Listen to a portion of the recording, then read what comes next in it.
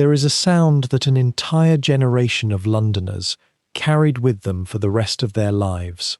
Not the sound of explosions, though there were plenty of those. Not the crackle of burning timber or the groan of collapsing masonry. The sound that stayed, the one that reached into sleep and pulled people awake for decades afterward, was the wail of the air raid siren. A long, rising moan that meant the night was no longer safe. That meant, somewhere above the clouds and the blackout curtains and the darkened streets, something terrible was coming.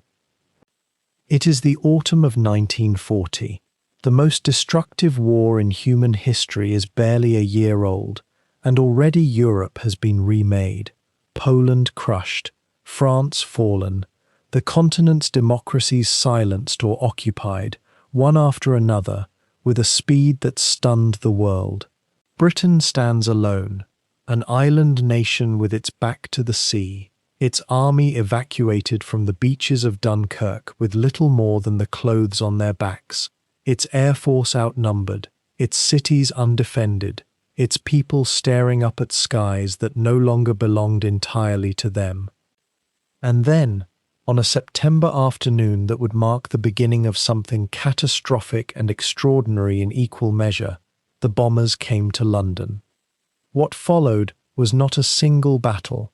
It was not a campaign that lasted a few weeks and ended with a ceasefire or a signed document. What followed was 57 consecutive nights of bombardment, and then months more, directed at one of the most densely populated cities on Earth. Night after night, waves of German aircraft crossed the Channel, guided by radio beams and the orange glow of fires still burning from the raids before. They dropped high explosives that collapsed entire streets in seconds. They dropped incendiary devices that set whole neighborhoods alight. They came back the next night, and the night after that, and the night after that. More than 40,000 civilians died in London alone, nearly 60,000 across Britain. Hundreds of thousands were made homeless. Churches that had stood for centuries were gutted. Hospitals were hit. Schools were hit. Shelters were hit. The ancient stones of the city were turned to powder and ash, and the skyline that Londoners had known all their lives was changed forever in ways that no amount of post-war rebuilding could ever fully restore. And yet the city did not surrender. The people did not break. The government did not negotiate. What the Luftwaffe intended as a campaign of terror became, against all expectation, something closer to the opposite, a pressure that welded people together rather than tearing them apart, that produced not panic, but a peculiar, stubborn, darkly humorous kind of defiance. This is the story of the Blitz. It is a story about strategy and failure, about a military campaign conceived in confidence and executed with enormous destructive power that nonetheless failed to achieve its central objective. It is a story about the limits of what aerial bombardment can actually do to a civilian population, and about the gap between what military planners imagine will happen when a city is bombed into rubble and what actually does happen to the people who live inside it.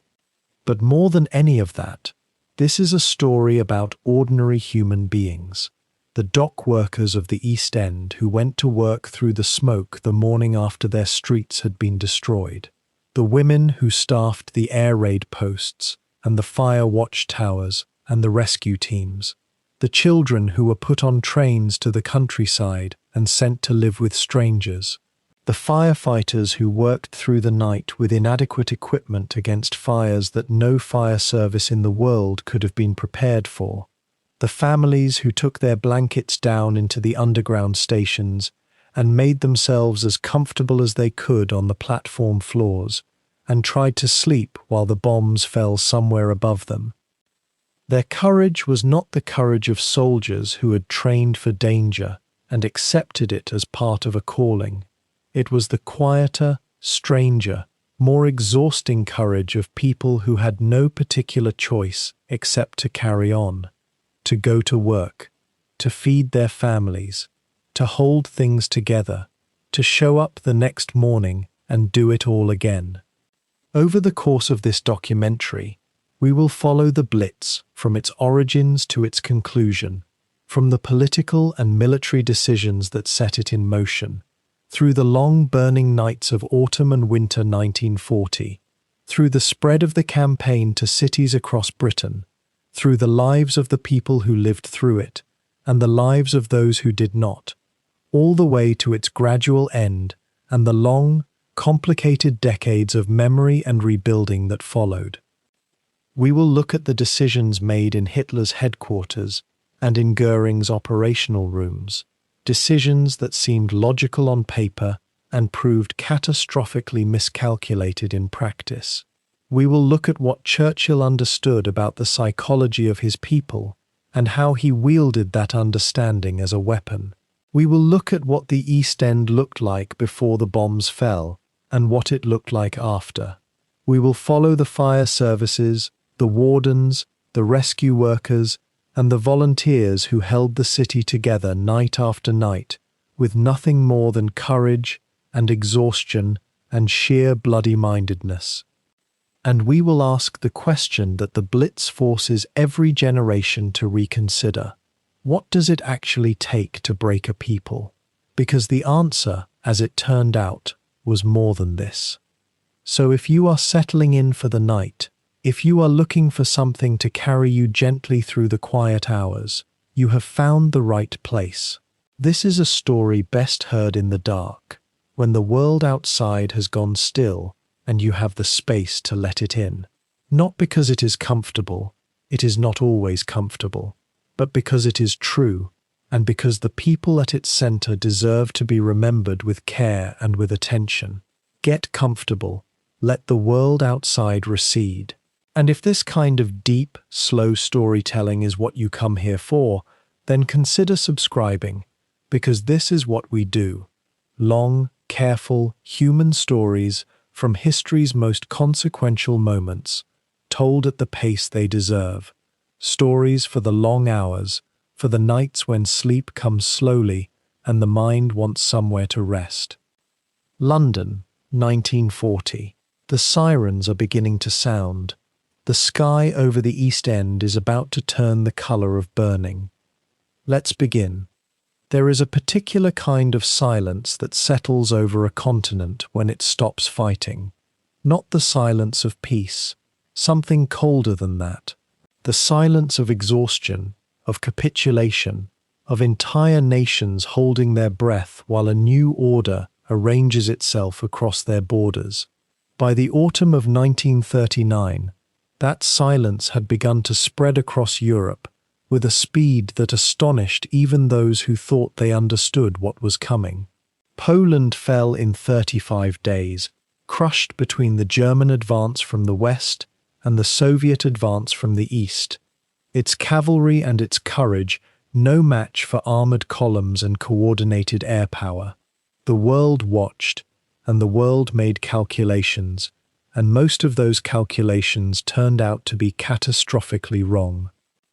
Britain and France had declared war on Germany in September of 1939, 2 days after German forces crossed into Poland.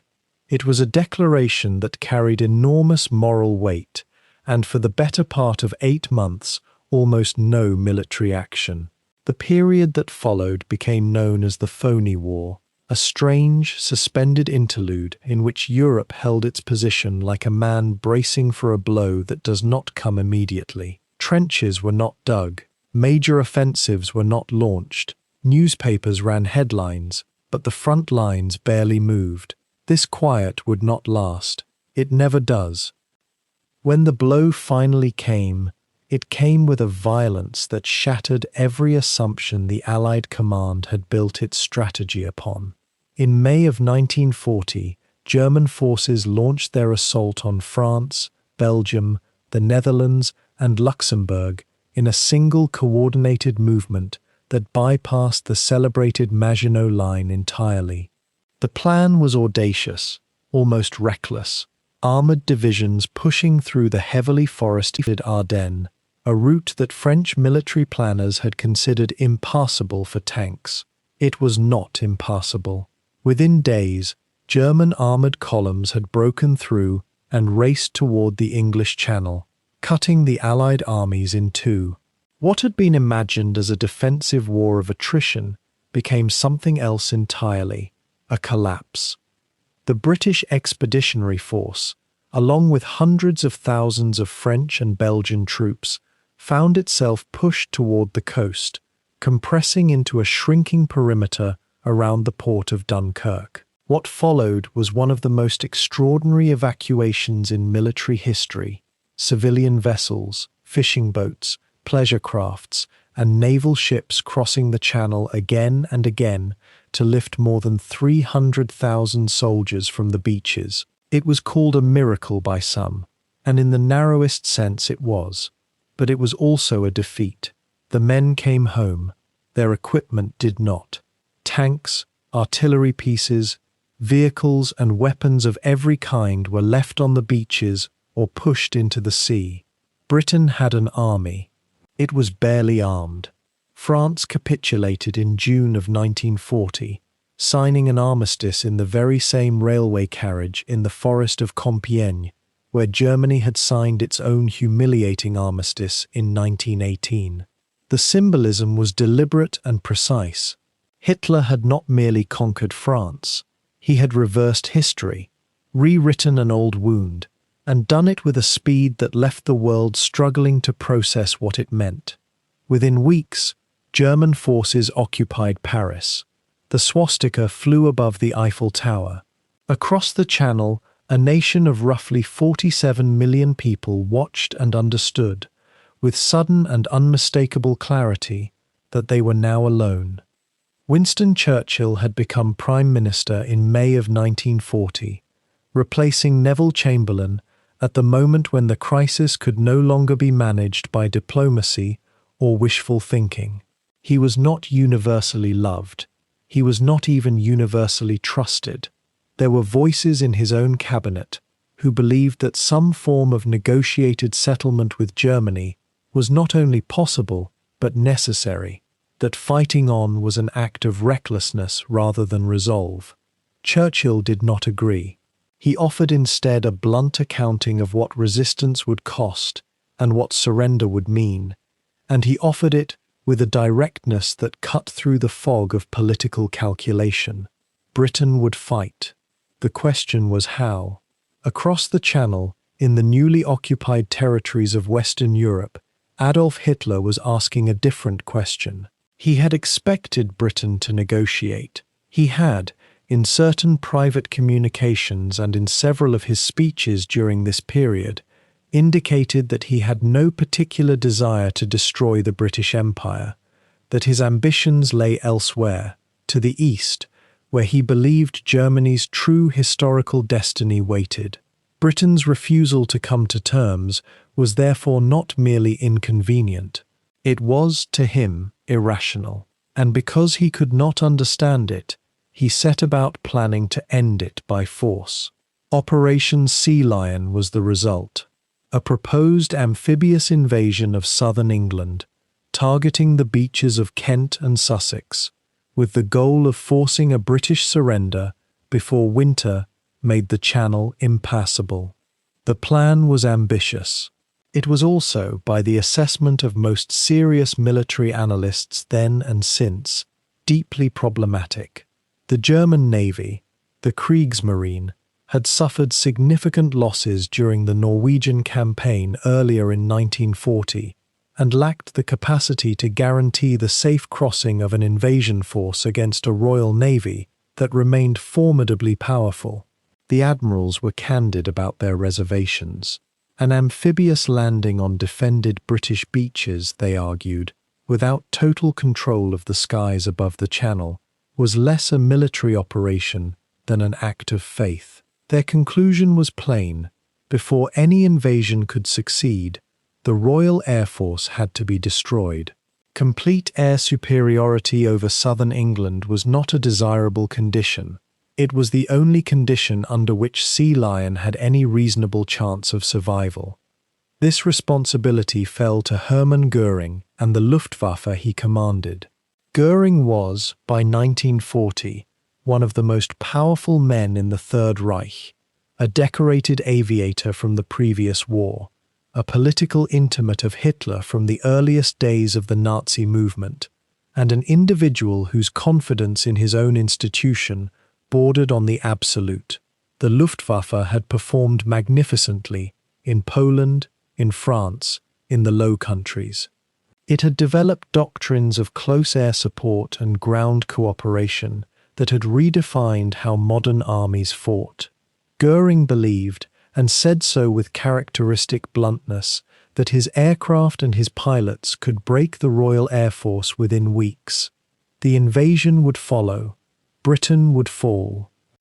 What Göring understood about his own air force was accurate as far as it went.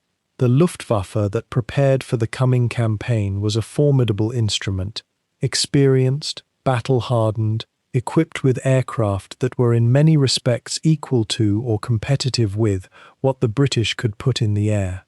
The Messerschmitt 109 was a capable fighter, fast and maneuverable, flown by pilots who had accumulated real combat experience. The Heinkel and Dornier bombers had proved effective in the campaigns of the past year. Göring's confidence was not baseless. But what he perhaps understood less well was the nature of what waited on the other side of the Channel. Not merely aircraft and pilots, but a system, a connected, coordinated, radar-guided air defense network that the British had been quietly building for years, designed precisely for this confrontation. The Royal Air Force that would meet the Luftwaffe over England in the summer of 1940 was smaller in absolute numbers, stretched in resources, and acutely aware of its own limitations, but it had certain advantages that raw numbers did not capture. The radar chain along the British coast, the chain-home network, could detect incoming German formations well before they crossed the coast, giving Fighter Command precious minutes to scramble aircraft and position them advantageously. The Hurricanes and Spitfires that would fill British skies were competitive machines, and the men flying them included not only British pilots but Poles, Czechs, Canadians, New Zealanders, South Africans and others, who brought with them their own forms of urgency. For many of those pilots, this was not an abstract conflict over strategic objectives. Their countries were already gone. This was the last place left to make a stand. The summer of 1940 was gathering itself into something the world had not yet seen. Not a battle fought between armies on a field, but a battle fought in the sky above a nation, visible to ordinary people standing in their gardens and on their rooftops, watching contrails twist and split across the blue English sky. The airfields of southern England were being prepared. The radar stations were manned and watching. In the bombed-out capitals of conquered Europe, refugees and exiles followed the news from London with something that was almost prayer. And over the grey waters of the Channel, the Luftwaffe was counting its aircraft, calculating its fuel loads, and mapping the targets it intended to destroy. What was about to begin would determine whether one of the last free governments in Western Europe survived, or whether the silence that had swallowed the continent would finally swallow Britain too. The summer of 1940 arrived over southern England with a particular kind of quiet. Farmers worked their fields in Kent and Sussex, the same rolling countryside that had absorbed centuries of weather and war. Children played in the long evenings. The pubs filled at dusk, and somewhere across the narrow stretch of grey water that separated Britain from occupied Europe, hundreds of aircraft were being fueled, armed, and prepared for the work ahead. Germany had swallowed almost an entire continent in less than a year. Norway, Denmark, Belgium, the Netherlands, and France had all fallen with a speed that left the world struggling to comprehend what kind of force had been set loose. Britain stood at the western edge of the map, watching the fires burn on the far shore, knowing with quiet certainty that the next blow was coming. Hitler's plan for invasion required control of the skies. Without it, any fleet of troop-carrying vessels attempting the crossing would be torn apart by British naval power and rendered helpless from the air. Hermann Göring, head of the Luftwaffe and a man of considerable vanity and considerable ambition, assured the German High Command that his air force could accomplish the task. The Royal Air Force, he argued, could be ground down and destroyed in a matter of weeks. It was a promise made with the confidence of recent success, because in the campaigns over France and the Low Countries, the Luftwaffe had performed with terrifying effectiveness. What Göring perhaps underestimated was the difference between fighting over conquered territory and fighting over someone else's home. The Luftwaffe, that turned its attention northward in the summer of 1940, was an enormous and well-practiced machine. Its bomber fleets included the Heinkel 111, the Dornier 17, and the Junkers 88, aircraft that had been tested in the Spanish Civil War and refined through the campaigns of the previous year. Escorting them were the Messerschmitt 109, one of the finest single-engine fighters in the world at that point in the war. The numbers on paper were formidable. The Luftwaffe could put more than 2,000 aircraft into the skies over Britain, from bases now stretched along the coasts of France, Belgium and Norway, creating a vast arc of threat that pressed against Britain from multiple directions at once. Against this, the Royal Air Force's Fighter Command, led by Air Chief Marshal Hugh Dowding, mustered its defence with a level of methodical intelligence that would prove crucial. Dowding had spent years arguing for the resources and systems needed to fight exactly this kind of battle. The result was a defensive network unlike anything that had existed before. A chain of radar stations ran along the eastern and southern coasts of England, capable of detecting incoming aircraft while they were still over the channel, giving controllers precious minutes to scramble fighters to intercept. This early warning system, still new and imperfect but broadly functional, was something the Germans knew about, but consistently underestimated. Ground observers, telephone exchanges, and plotting rooms connected every piece of information into a picture that allowed Dowding's controllers to direct their limited forces with remarkable precision rather than sending exhausted pilots into the sky without purpose. The fighting began in July, initially over the channel itself. The Luftwaffe targeted convoys of British shipping, attempting to draw Fighter Command squadrons into attrition battles over open water where damaged British aircraft could not return to base. The clashes were fierce and close. Pilots climbed and dived in skies filled with tracer fire and burning fuel. The white cliffs of Dover, sometimes visible below as backdrop to life-and-death struggles fought at hundreds of kilometers per hour. Both sides lost aircraft in these early exchanges, and both sides assessed what they had learned. By early August, the Luftwaffe had shifted its focus inland, toward the radar stations and the airfields that Fighter Command needed to sustain its operations. The attacks on radar stations in early August produced results that could have been decisive if pressed more urgently. Several stations along the southern coast were damaged, some put temporarily out of action. The tall lattice towers of the radar chain were difficult to destroy permanently from the air, and the Germans found that even when knocked offline, British ground crews could restore function with a speed that was deeply frustrating. Nevertheless, the attacks demonstrated something important. The radar network was not invulnerable. Had the Luftwaffe continued to make these facilities a sustained priority, the eyes of Britain's air defence might eventually have been blinded. Instead, after initial raids produced what appeared to be disappointing results, the Germans shifted their focus, a decision that would matter enormously in the weeks ahead. The airfields of southern England became the principal targets through August. Station after station in the group covering the approaches to London came under sustained attack.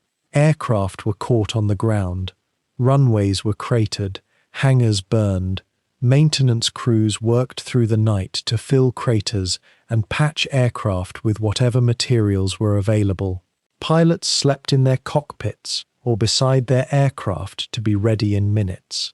The pressure on these men was relentless. Some flew 3, 4, or 5 sorties in a single day, climbing to altitude again and again with little food, insufficient sleep, and bodies trembling from the physical demands of high-speed combat. Experienced pilots, the men who had the knowledge and the nerve to survive, were being lost at a rate that Fighter Command could not easily replace. It was in this grinding, daily struggle that the extraordinary diversity of the pilots defending Britain became apparent. Alongside the young men from England, Scotland, Wales and Ireland flew pilots from Poland, Czechoslovakia, Canada, Australia, New Zealand, South Africa and the United States. The last of these volunteers flying before their own country had entered the war. The Polish pilots in particular brought a ferocity to the fighting that commanders initially worried might become undisciplined, and which quickly proved to be among the most effective combat aggression in the entire campaign. These men had already lost their country. They had watched their homes and families consumed by the same force they were now meeting in the skies over a foreign land, and they fought with a fury that had a different quality to it than patriotism alone could explain. They were settling a debt that no victory could ever fully repay. The mathematics of the campaign were brutal and unforgiving. Every pilot lost was weeks or months of training gone with him. Every aircraft destroyed had to be replaced by factories working around the clock, and while production managed to keep pace with losses in terms of machines, the human cost was accumulating in ways that would take a generation to fully measure. Fighter Command's reserve was shrinking through August into September. The group bearing the heaviest burden was being stretched to its limit, with pilots transferred from quieter areas of the country to fill gaps in the frontline squadrons. Dowding watched the figures each day and understood that his force was being worn down at a rate that, if maintained, would eventually reach a point from which recovery might be impossible. The battle was not lost, but it was balanced on an edge that grew thinner with each passing week. Yet the Luftwaffe was also paying. German pilots shot down over England faced captivity or death, while British pilots who survived their aircraft being destroyed might parachute to safety and be back in the air within days. The German aircraft had a strict operational limit imposed by their fuel, particularly the Messerschmitt 109, which could spend only a short time over England before being forced to turn back across the Channel. This constraint frustrated German bomber crews, who sometimes found their escorts peeling away precisely when a fight was developing, and it meant that many engagements were broken off before the Luftwaffe had extracted maximum damage. German losses were consistently higher than Goering's intelligence sources reported, partly because German pilots, returning to bases in France, sometimes claimed victories over aircraft that had in fact landed safely and were being repaired. By the first days of September, both sides were exhausted, damaged, and reassessing.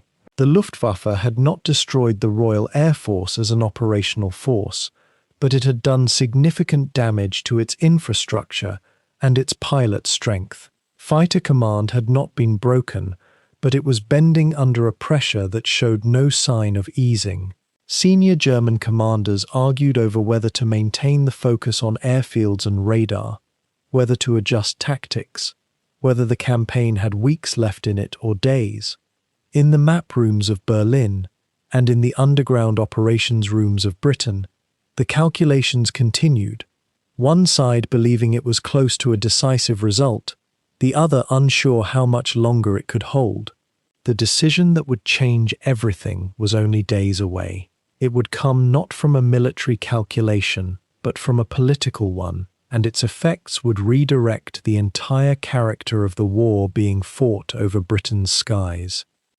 What the summer of 1940 had established, in fire and fuel and the loss of young men who deserved longer lives, was that aerial warfare over a defended nation was nothing like the swift, confident campaign Goering had promised his Führer. The Royal Air Force had met the challenge not with the collapse that German planners expected, but with something harder and more complicated, a resistance that absorbed blow after blow and refused to dissolve into the kind of comprehensive defeat that would have made the next step possible. The pilots, British, Polish, Czech, Canadian, and every other nationality who climbed into a cockpit that summer, had done something that would echo far beyond their own lifetimes. They had held, and in holding, they had given Britain the time it needed to discover what it was capable of enduring. For weeks, the men who flew for the Luftwaffe had been grinding themselves against something they did not fully understand. They had swept across the English Channel in vast formations, certain that the Royal Air Force would crumble beneath the weight of German air power. Hermann Göring had promised as much. He had stood before his commanders with the unshakable confidence of a man who had never seriously doubted himself, and he had told them that the RAF would be broken within days. Weeks passed. The RAF did not break. British pilots rose to meet every formation, again and again, climbing out of the same battered airfields that the Luftwaffe kept bombing, pouring themselves into cockpits with little sleep and fewer replacements, and still they came. Something was wrong with Göring's calculations, and by the closing days of August 1940, the evidence was becoming impossible to ignore. The mathematics of attrition were working against Germany in ways that the Luftwaffe's leadership either refused to see clearly or chose to misread. German bomber crews were flying long missions over hostile territory, with fighter escorts that burned through their fuel simply reaching the target, leaving the bombers dangerously exposed on the return leg. Every aircraft lost over England was gone permanently. There was no walking back across the Channel from a forced landing on English soil. RAF pilots who bailed out of burning Spitfires and Hurricanes could sometimes be back in a cockpit within hours, having landed in their own country. The Luftwaffe's losses were significant and mounting. Replacement aircraft were available, but replacement crews with the experience to fly effective combat missions were far harder to produce. The gap between what Göring had promised and what his air fleets were actually delivering was widening with every passing week. On the ground in Germany, the pressure was building from the very top. Adolf Hitler had staked enormous political and psychological capital on the conquest of Britain. The failure of France, Belgium, and the Netherlands had all fallen to German arms with breathtaking speed, and Britain was supposed to follow. Instead, Britain stood. The Royal Air Force remained a functioning fighting force. Operation Sea Lion, the planned amphibious invasion of southern England, could not proceed without air superiority over the Channel and the landing beaches, and air superiority was precisely what the Luftwaffe had failed to achieve. Hitler's patience, never a deep reservoir, was running dry. Something had to change, and the pressure to deliver results fell squarely on Göring's broad shoulders. Into this atmosphere of frustration came an incident that, in the compressed logic of wartime decision-making, helped tip the scales toward a catastrophic change in strategy. In late August 1940, German bombers strayed off course and dropped bombs on central London, an act that had been expressly forbidden by Hitler, who had not yet authorized strikes on the British capital. Whether it was navigational error, confusion, or something else entirely, the result was the same. The British responded. The Royal Air Force sent bombers to Berlin on several successive nights, striking the German capital and enraging Hitler publicly in a way that was both personal and political. He had promised the German people that no enemy bomb would ever fall on Berlin. Now it had happened, repeatedly. His fury was genuine, and it found its outlet in a decision that would define the next 8 months of the war. The order came down in the first days of September 1940.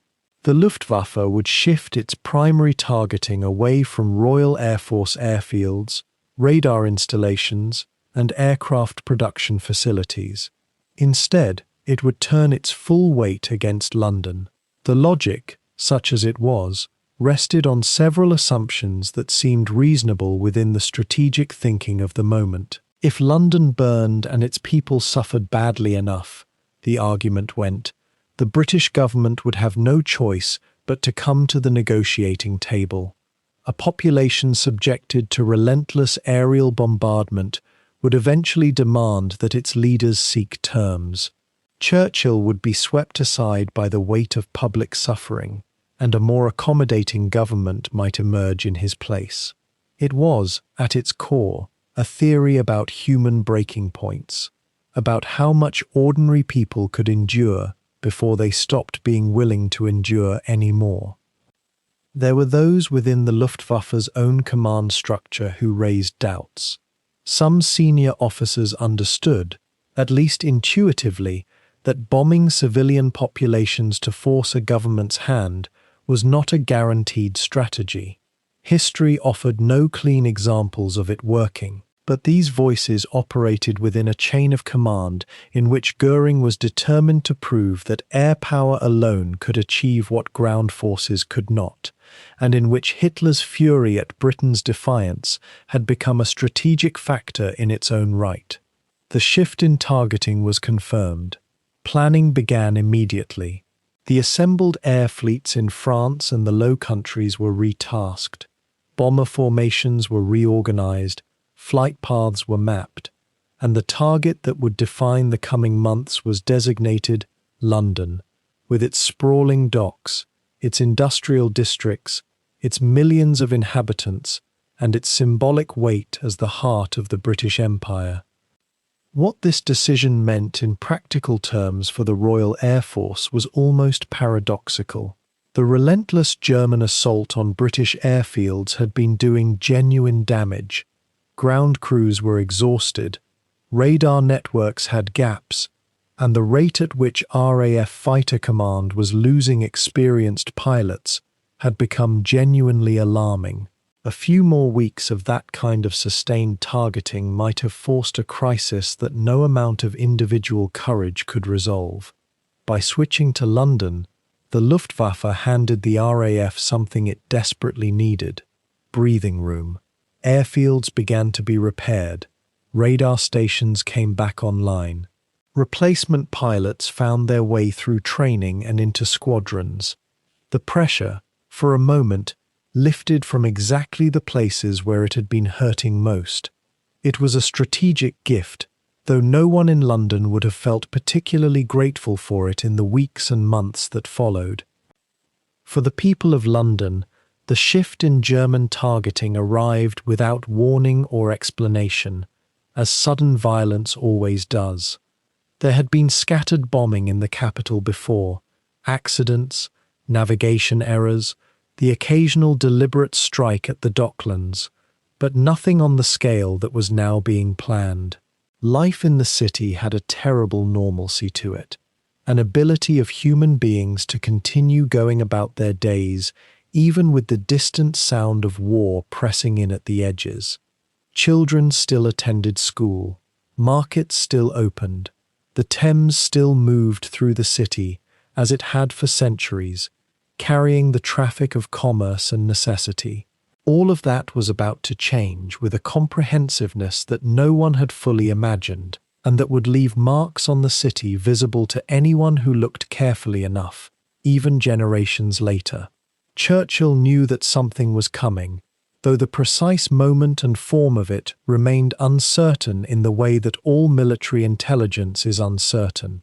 He had watched the Battle of Britain unfold with the disciplined anxiety of a leader who understood the stakes perfectly, but could control only a fraction of the variables. He had visited fighter stations, spoken with pilots, stood in operations rooms watching the plotting boards as the raids came in. He had also delivered himself, through his speeches, to a kind of public contract with the British people, a promise that the struggle would be fought through to its conclusion, regardless of the cost.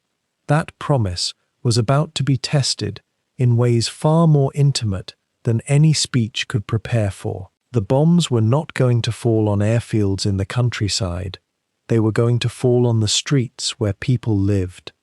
The Luftwaffe assembled its forces for the campaign with the systematic thoroughness that characterized German military planning.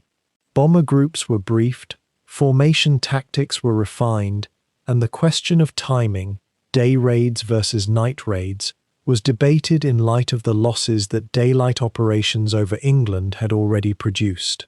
The decision was made that the opening raids would come in daylight, using the full visible spectacle of massed bomber formations as both a military instrument and a psychological signal.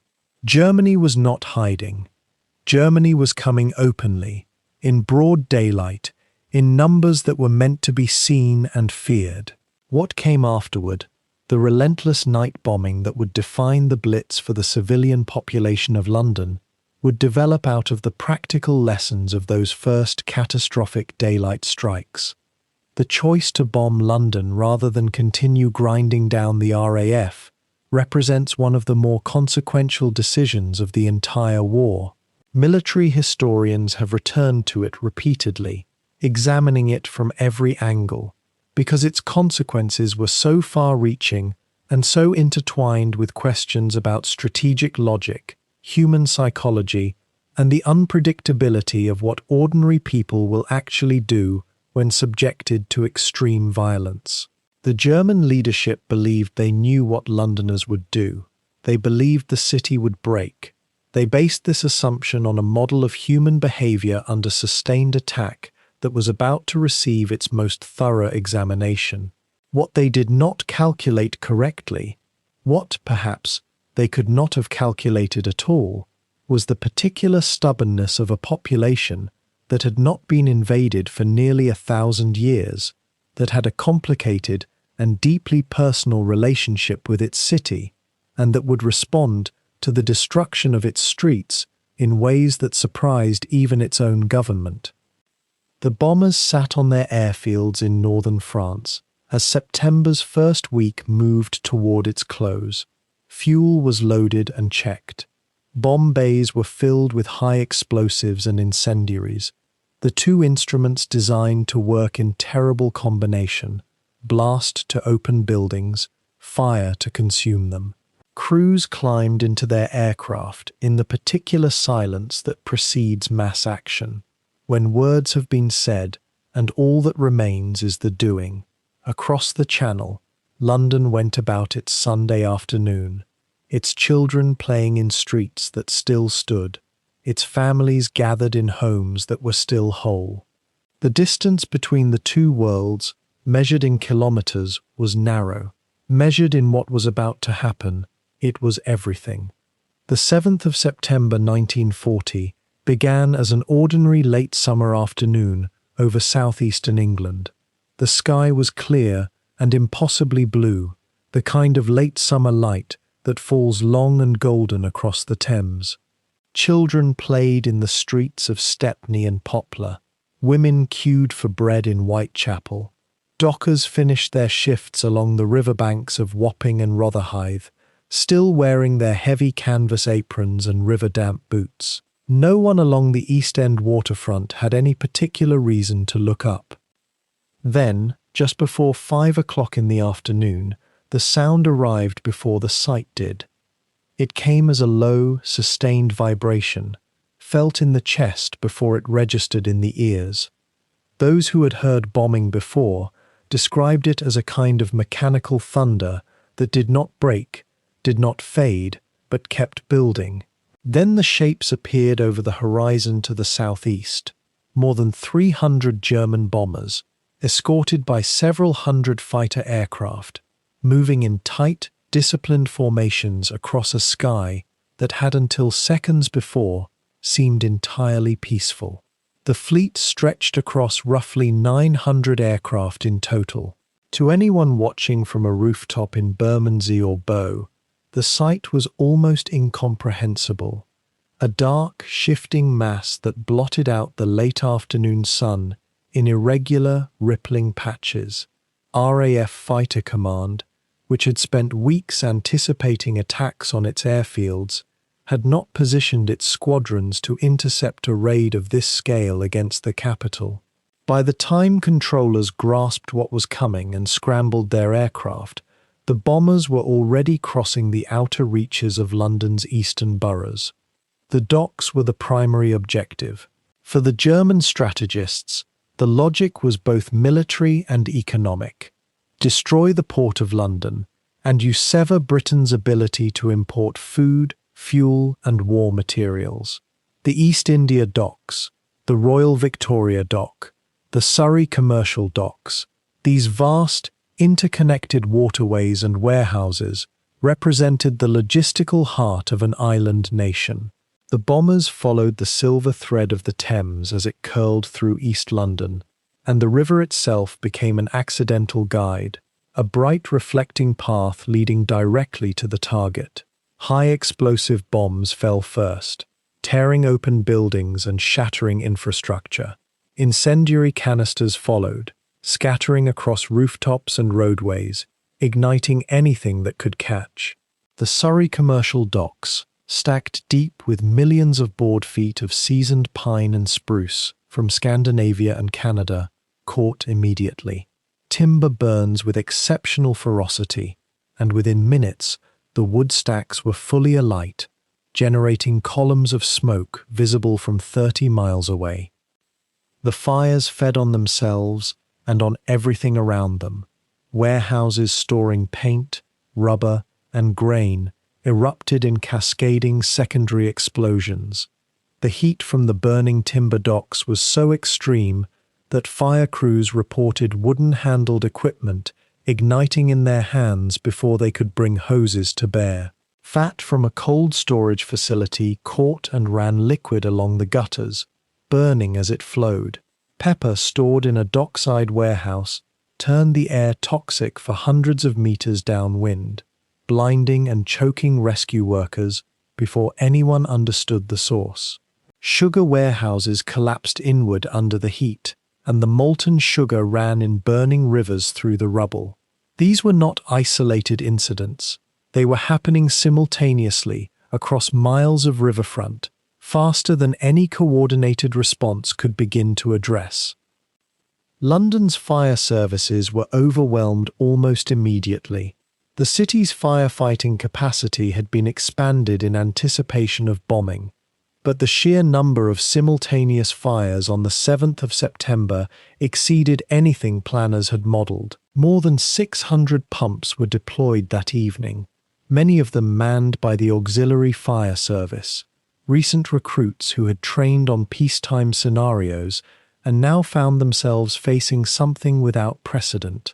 The Thames, usually a reliable source of emergency water, presented its own problem.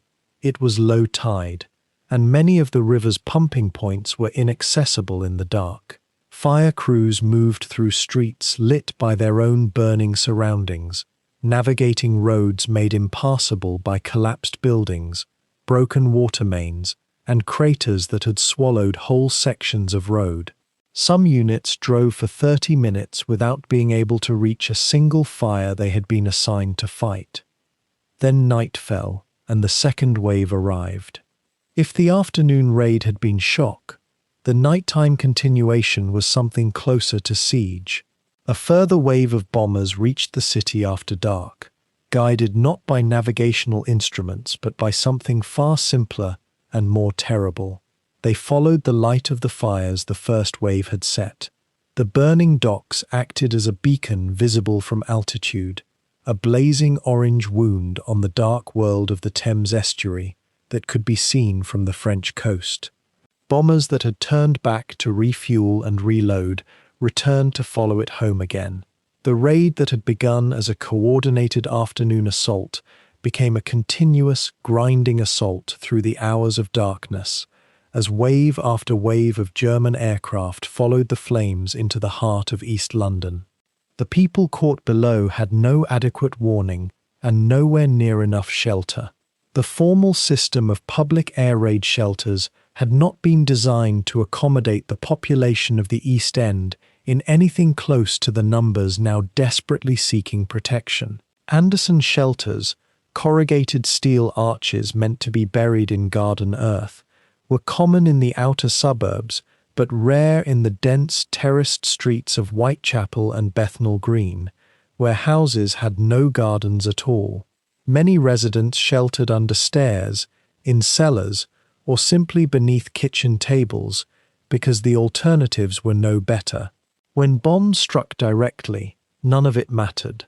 Entire rows of Victorian terraced houses, some standing for 80 or 90 years, housing the same families across 3 generations, folded inward in fractions of a second, their brick facades powdering, their timber floors pancaking down into the basements where families crouched hoping for safety. The human cost mounted through the night in ways that would take days to fully tally. Hundreds died in the first hours of the afternoon raid. By morning, the toll had climbed to roughly 430 killed and more than 1,600 seriously injured in London alone, figures that represented only the initial accounting, as rescue teams continued pulling bodies from rubble for days afterward. Some streets in Silvertown, a narrow industrial peninsula surrounded on 3 sides by water, were so comprehensively destroyed that the neighborhood became structurally cut off, its surviving residents trapped among fires with no road access available to emergency vehicles. Boats had to be commandeered to evacuate the wounded across the water, while fires burned on both banks. Civil defense officials, arriving at command posts to begin coordinating the response, found a situation that had already exceeded their planning categories. The code word used to signal a major raid requiring maximum resource deployment had never before been used in earnest. That night it was issued repeatedly, to diminishing effect, because there were simply not enough resources to meet every demand being made of them simultaneously. Wardens moved through smoke-filled streets with flashlights and whistles, calling into rubble for survivors, marking collapsed buildings with chalked symbols indicating whether anyone was known to be trapped inside. The dead were laid in rows along streets and covered with whatever fabric was available, curtains, coats, tarpaulins, to wait for collection. It was not a night that lent itself to dignity. Yet even in those first hours, something began to take shape that no German strategic planner had adequately accounted for. The people of the East End did not flee. Some did leave, heading westward on foot or by any transport available, carrying what they could. But a great many stayed, emerging from rubble in the early morning hours not broken but enraged, and in a particular way that would prove quietly significant in the weeks and months to come. They emerged into streets transformed into wastelands, and began, almost immediately, to help each other. Neighbors who had lost everything dug with their hands into brickwork to reach voices calling from below. Women passed water along chains of outstretched arms toward fires too large to extinguish but too close to ignore. The night had been designed to generate despair, and it had generated instead something more complicated, less controllable, and far more durable. Churchill arrived at the bombsite areas the following morning. He walked through streets still smoking, past wardens and rescue teams still working, past rows of the dead. Accounts from those who witnessed the visit describe a man who appeared genuinely moved, who stood among the rubble with his hat in his hand and said very little. What had happened to the East End on the 7th of September 1940 was not something that could be addressed with rhetoric, at least not that morning. The raid had killed more civilians in a single day than Britain had ever lost to enemy action in its entire recorded history. It had done so in broad daylight, from a clear sky, against a city that had believed itself defended. In the cold clarity of the following dawn, with fires still burning along the river and the air tasting of ash and scorched rubber, two things were simultaneously true. London had suffered a catastrophe, and London had not been broken. What came next would test, with relentless persistence, whether those two facts could continue to coexist. The fires of the 7th of September had not yet fully died when the bombers came again. Barely 24 hours had passed since the first great assault on London, and already the Luftwaffe was climbing into formation over the occupied airfields of northern France. The pattern that would define the following 2 months was set with brutal efficiency. Night after night, with a consistency that felt almost mechanical, the drone of aero engines announced the arrival of death across the darkened city. Londoners who had survived the first raid went to bed that second night, not knowing whether they would see morning, and then the night after that, and the night after that. For 57 consecutive nights, the city would burn. It was not a siege in the ancient sense. There were no walls being battered, no armies massed at the gates, but the effect was something close to it. London was being worn down, night by night, ton by ton, fire by fire. The decision to shift to night bombing was not born of boldness. It was born of necessity. During the daylight raids of the Battle of Britain, the Luftwaffe had discovered the hard and costly truth that the Royal Air Force's Spitfires and Hurricanes were formidable opponents at altitude in clear skies. German bomber formations had been met with fierce, disciplined resistance, and losses were climbing to levels that could not be sustained indefinitely. Darkness offered a solution of sorts. British night fighters in the early weeks of the Blitz were few and their technology primitive. Radar-guided interception at night was in its infancy, and the ground-based anti-aircraft guns, while numerous enough to fill the sky with noise and shell bursts, achieved far fewer confirmed kills than their impressive sound suggested. The Luftwaffe's navigators, guided by radio beam systems, could locate a city the size of London with reasonable accuracy even without visual reference. The German High Command calculated that the cover of darkness would reduce bomber losses to an acceptable level while still delivering the destruction they needed. Those radio beam systems became one of the war's quiet but consequential technical battles. German navigational beams, transmitted from stations along the European coast, allowed bomber crews to follow an invisible corridor through the sky toward their target. British scientists detected the existence of these beams relatively early, and a secret effort was launched to bend or jam them, sending aircraft off course and scattering their bomb loads over farmland and open water. The countermeasures worked with varying success. On some nights, entire formations wandered off target, dropping their loads miles from London. On other nights, they found their mark with terrible precision. It was a nightly contest fought in the electromagnetic spectrum, invisible and silent to everyone below, yet capable of determining whether a particular street in Bermondsey or Hackney would survive until morning. The men and women who worked that quiet technical war in dimly lit listening stations rarely received recognition, but their efforts saved lives that would never know they had been saved.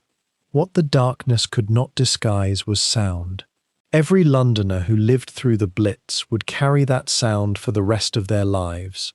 the low, unsynchronized throb of German bomber engines, a wavering, irregular pulse that was immediately distinguishable from the cleaner tone of British aircraft. It was the kind of sound that entered through the chest before it registered in the ears, a vibration felt in the sternum, a trembling in the window panes that could wake a person from the deepest sleep. When the sirens went, that rising and falling wail that preceded the engines, people had minutes to make decisions. Where to shelter, which route to take, whether the children were awake. Civil defense wardens in steel helmets moved through the darkened streets, directing people, enforcing the blackout, calling out instructions. The city that an hour before had been going about its evening became, in those few minutes of warning, a different place entirely, hushed, urgent, purposeful, and afraid.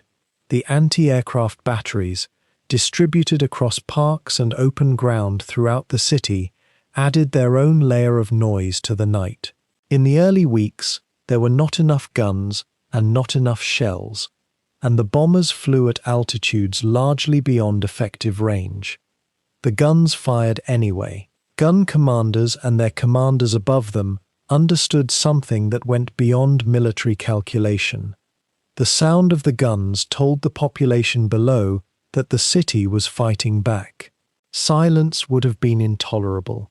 Even if the shells fell short and the bombers flew on undamaged, the crash of the batteries in Hyde Park and Regent's Park and Blackheath was a form of reassurance, a message that the city had not simply bowed its head and accepted what was coming. The anti-aircraft guns would become more effective as the campaign continued and technology improved, but in those early weeks their greatest contribution was psychological, and it was not a small one. The bombs themselves came in two primary forms, and together they were designed to produce compounding destruction. High explosive bombs, ranging from relatively small devices to enormous weapons weighing over 1,000 kilograms, were intended to demolish structures, collapse roofs, shatter water mains, and kill anyone who had not reached adequate shelter. Behind them came the incendiaries, small and numerous, scattered by the thousands across rooftops, gutters, and streets. The incendiaries were in some ways the more insidious weapon.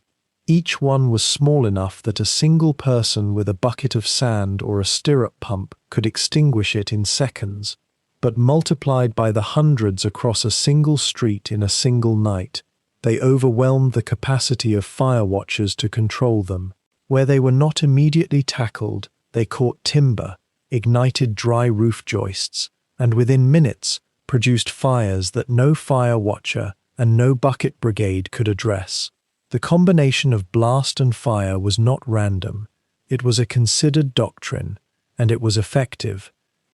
Navigation over a blacked-out city required reference points, and the German crews found them in the rivers, rail lines, and the shape of the Thames as it curved through the capital. On moonlit nights, the river became a guide, catching the light and throwing it back up at the bombers passing overhead. Those nights of full or near full moon were feared among Londoners with a particular intensity. They came to be called bombers' moon nights, and the phrase carried its own grim weight. A clear sky and a bright moon meant better visibility for the crews above, more accurate bomb placement, and longer hours of danger before the all-clear sounded. Rain and cloud were welcome in a way that no one who had not lived under bombardment could fully appreciate. A low overcast that grounded the Luftwaffe was worth more to London than a dozen nights of fine weather.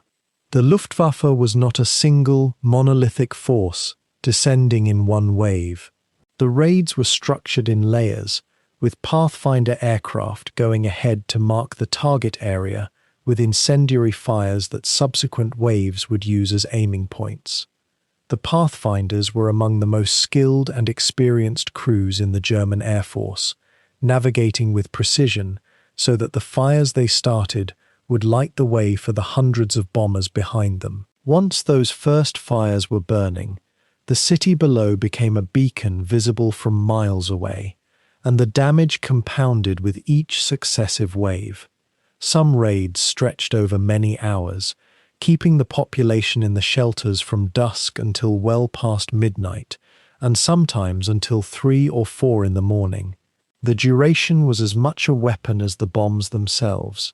Exhaustion accumulated across weeks of disrupted sleep, in ways that were hard to quantify but impossible to ignore. In those first weeks after Black Saturday, the city's ability to respond to the raids was stretched to its breaking point in ways that the official record would take years to fully acknowledge. The fire service, expanded rapidly with auxiliary fire service volunteers, found themselves on successive nights dealing with fires that had not been properly extinguished from the night before, only to have new ones added on top of them. Water pressure in the mains dropped as bomb damage fractured pipes beneath the streets, and fire engines drawn up beside the Thames or a canal had to pump from open water through chains of hose that stretched for hundreds of meters. Rescue workers who had been digging since midnight through the rubble of one collapse were called to a second before the first was finished. The bodies of those who could not be reached in time would wait. There was always somewhere more urgent, always another call, always the choice between the probably living and the possibly living and the surely dead. London's character was tested in those long nights, in ways that nobody had anticipated and that resist simple summary. The panic that planners had feared before the war, the mass flight from the cities, the breakdown of social order, did not materialize on anything like the predicted scale. What happened instead was stranger and more human, a kind of grim adaptation, a recalibration of what normal meant.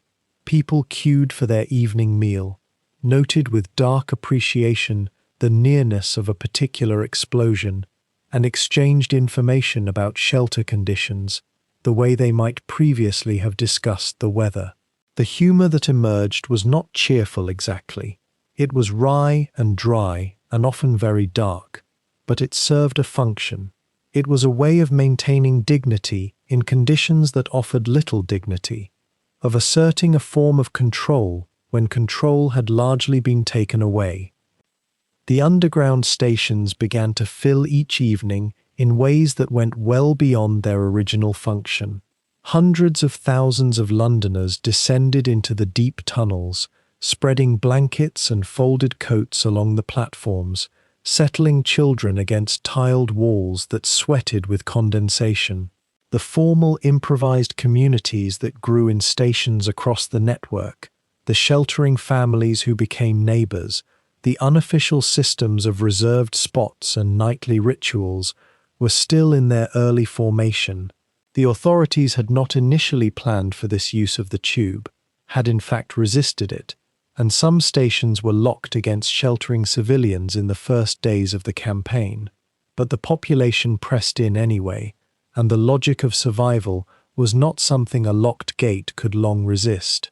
The deep stations offered something that no surface shelter could promise with certainty: the genuine sense that overhead, however fierce the bombardment, the earth itself was between you and the sky. Down there, in the noise and the heat, and the pressed-together darkness of 100,000 ordinary people, London refused to stop existing. The bombs had been falling for weeks. Night after night, the city shuddered beneath the weight of an aerial assault that showed no sign of relenting. And yet, somewhere beneath the streets, beneath the rubble and the ruin and the choking ash, London found a way to carry on, not through ignorance of the danger, and not through any false sense of courage, but through something quieter and more stubborn than either: the simple human instinct to find shelter, to draw close to one another, and to endure.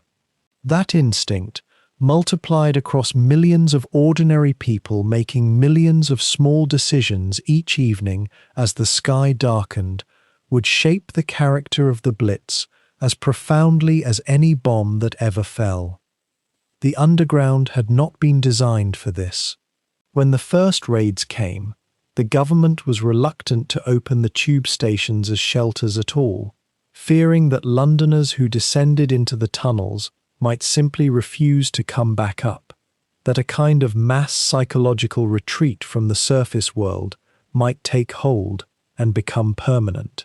There was a word for it then, spoken in hushed tones by civil servants and military planners alike: deep shelter mentality.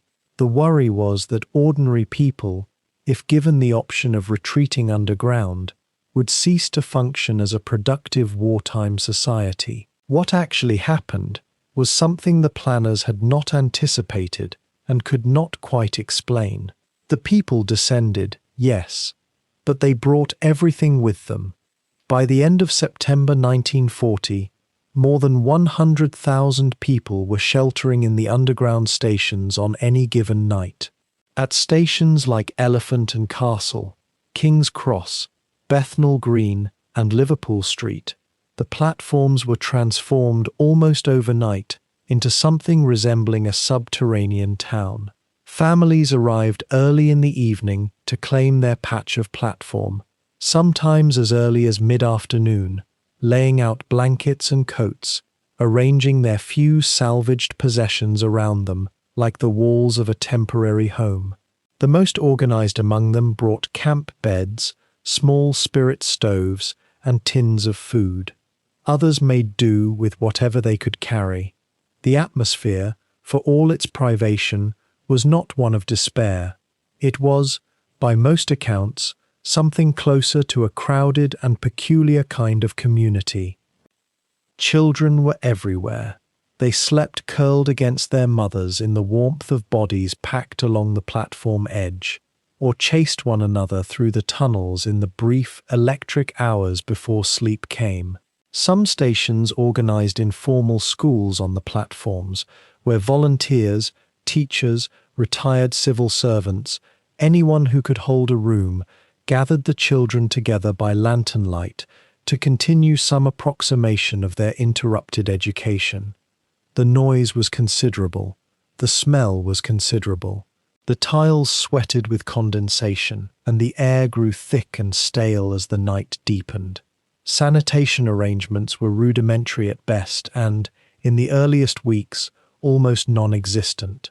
And yet people adapted. People always do. The Anderson shelter told a different story, though in some ways the same one. Named after the Home Secretary of the time and distributed free of charge to families earning below a certain income, these corrugated steel structures were designed to be half buried in the back garden, covered with a thick mound of earth, and just large enough to hold a family of 6 in deeply uncomfortable proximity. They were not beautiful. They were not comfortable. They were cold and damp in autumn and bitterly cold in winter, prone to flooding when the rain came in earnest, and they smelled of soil and rust and fear, but they worked. Their curved steel walls and the compacted earth above them absorbed the blast and fragmentation of all but a direct hit, and millions of families across London and other bombed cities owed their lives to these unglamorous structures half buried in the flower beds. What the Anderson lacked in comfort, families supplied with ingenuity. Gardens that had once grown cabbages or roses now sheltered small domestic universes. People lined the interior walls with old curtains and layers of newspaper for insulation.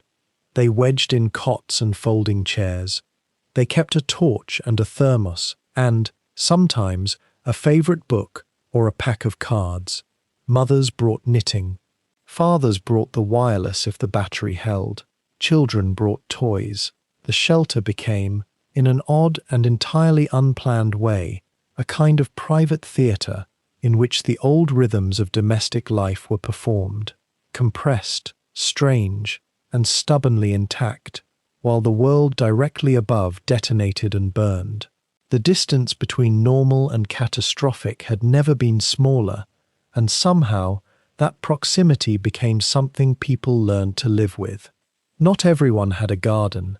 Thousands of Londoners in the densely packed terraces of Whitechapel, Stepney, Bermondsey and Southwark had no patch of earth to sink a shelter into. For these residents, the options were grimmer.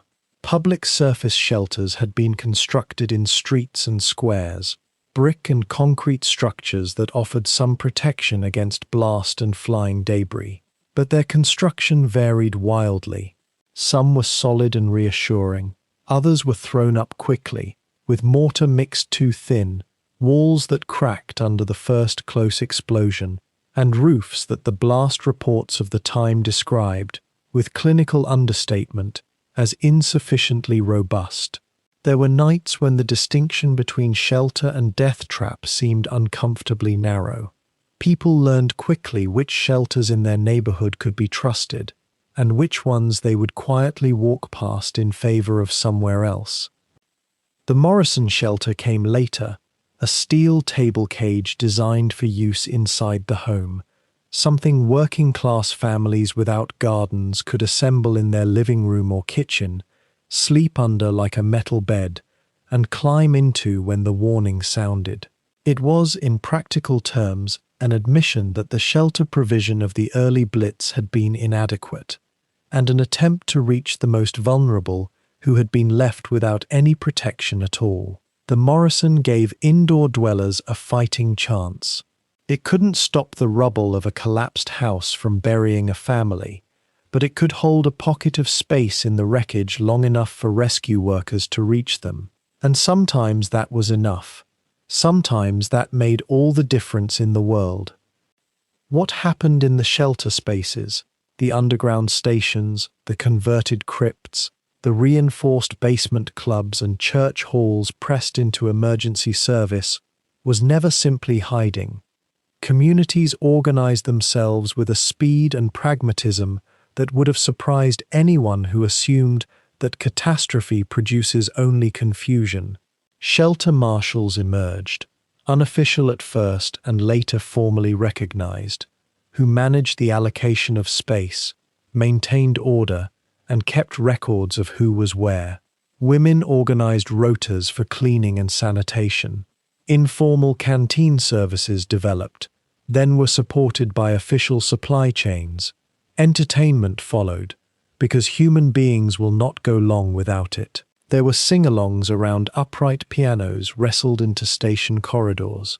There were comedy performances and poetry readings and storytelling for the children. The underground platforms hosted concerts and variety acts, and people clapped and laughed in the yellow electric light while the world above them burned. This should not be mistaken for cheerfulness unmarred by grief. People were frightened every night. They were exhausted from interrupted sleep, from climbing back up to the surface each morning to find their streets changed or their neighbors gone. Anxiety ran beneath the surface of all the jokes and songs like a current through water, present, constant, not always visible but always there. Some people wept quietly in their corners of the platform. Some did not speak at all. The trauma of what they had seen and lost did not vanish simply because there was a community around them. But the community itself was real, and it mattered. The knowledge that you were not alone in the dark, that the stranger beside you was afraid in exactly the way you were afraid, carried a weight that was not negligible. It was, in its way, a form of armor. By the midpoint of the Blitz, the shelter system had evolved from a panicked improvisation into something approaching a functioning parallel world. The government introduced bunks in the busiest underground stations, providing something closer to actual sleep than the huddled vigil of those first September nights. Trained nurses were stationed in some shelters, libraries sent down boxes of books. The post office maintained a forwarding address system so that families sheltering away from their homes could still receive correspondence. Small children who had never known anything else accepted the platform and the metal shelter as simply where you slept. For them, the world had always been this way. And for their parents, watching them adapt with that effortless child's pragmatism, there was in that adaptation something that felt, against all reason, against all the evidence of the burning sky, quietly close to hope. The shelters could not hold everyone safe. There were nights when the bomb found you anyway, when the shelter that should have held gave way, when the station entrance took a direct hit and the morning counted its cost. No roof of steel or stone could make a city truly safe from an aerial campaign of this scale and duration. What the shelters did was something more complicated than that. They gave London's people a place to go, a structure to organize themselves around, a physical expression of the idea that survival was worth working for. And in the doing of it, in the claiming of that platform space, in the tucking of a child into an Anderson shelter that smelled of clay and damp steel, in the small rituals of home carried underground and maintained with stubborn care, they gave the Blitz its most enduring image. Not the burning city, not the collapsed facade, but the people beneath it, holding on. When the bombers came, they came first for the docks. The Thames estuary was the artery through which Britain's lifeline flowed, and the German planners knew this with the precision of men studying a map. But maps are cold things. They do not capture what lies beyond the warehouses and the cranes, beyond the vast basins where cargo ships unloaded their freight.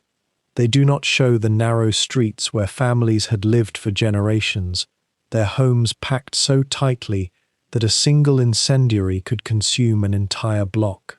The East End of London was where working people built their lives in the shadows of industry, where the clang of metal shops mingled with the cries of market vendors, where communities had roots so deep they seemed immovable. When the Luftwaffe's bombers crossed the English coast on the evening of September 7, 1940, their trajectory aimed at the docks was unavoidable, but the human cost would fall primarily on the neighborhoods that surrounded them. This was not an accident of geography alone. This was the collision between military calculation and civilian vulnerability, and the East End would bear the weight of that collision for months to come. The bombers found their targets with brutal efficiency. On that first night of coordinated assault, over 300 German aircraft descended on London in waves, and many of them released their ordnance across the working-class neighbourhoods that ringed the Thames.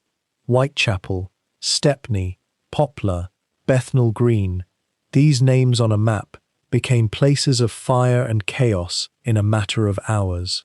The buildings here were built in the Victorian era, when brick and mortar were cheaper than foresight, when rows of terraced houses pressed against one another in a tight embrace that made them vulnerable to the particular horrors of incendiary attack.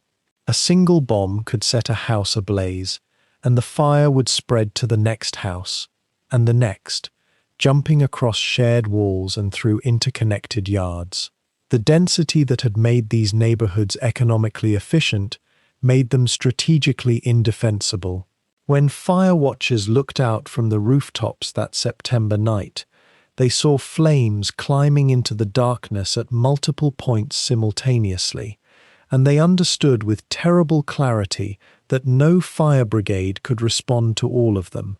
The system of civil defense that had been so carefully prepared in the months before the Blitz began to strain and fracture under the weight of what was happening. The docks themselves became an inferno. Warehouses filled with petroleum products, timber, and other flammable materials exploded and burned with such intensity that the fire could be seen from across the city. The Luftwaffe had studied photographs and intelligence reports.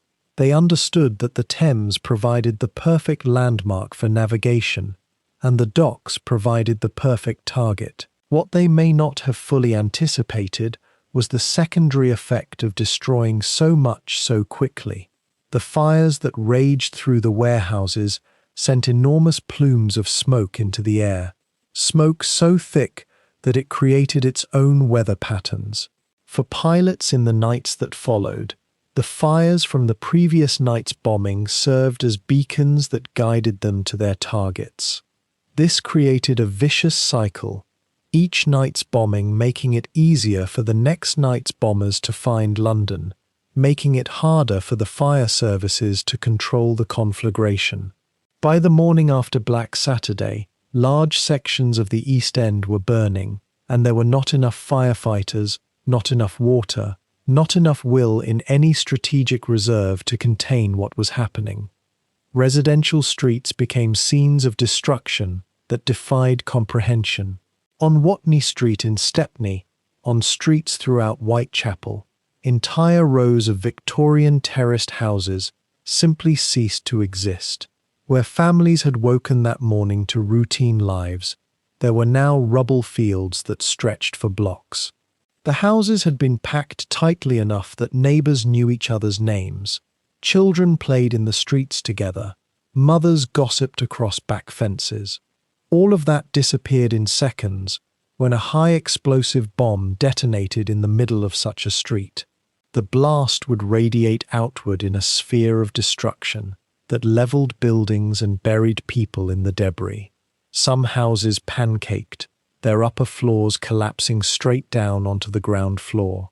Others were torn apart, their walls pushed outward by the force of the explosion. In some cases, survivors found themselves trapped in the rubble alongside the dead, sometimes for hours, sometimes longer, calling out in the darkness, hoping that rescue workers would hear them before they died of their injuries or of thirst. The human toll mounted with each passing night. During the first week of the Blitz, thousands were killed in the East End alone. Some estimates suggest that in the first 48 hours following Black Saturday, more than 2,000 people died across London, and a significant proportion of those deaths occurred in the working-class neighbourhoods of the East. The dead were removed from the rubble and taken to temporary morgues, often to schools or churches, where identification became a grim administrative task.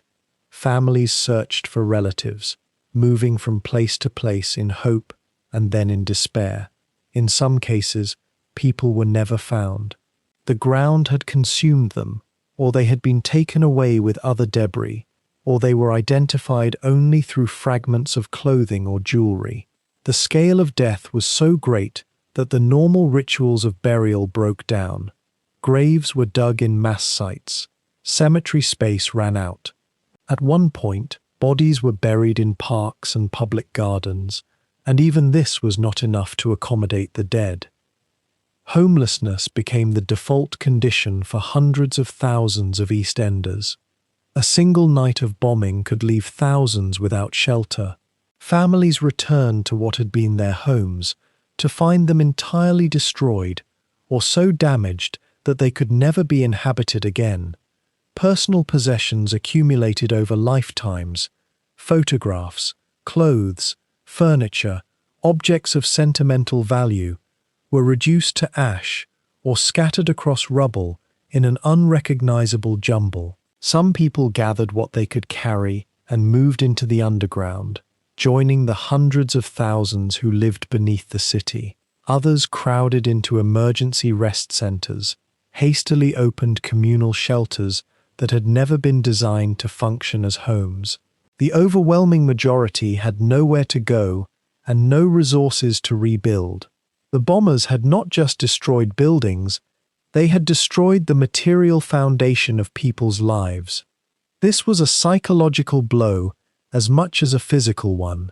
An entire neighborhood could be rendered homeless in a single night, and there was no capacity in the system to help them quickly or adequately.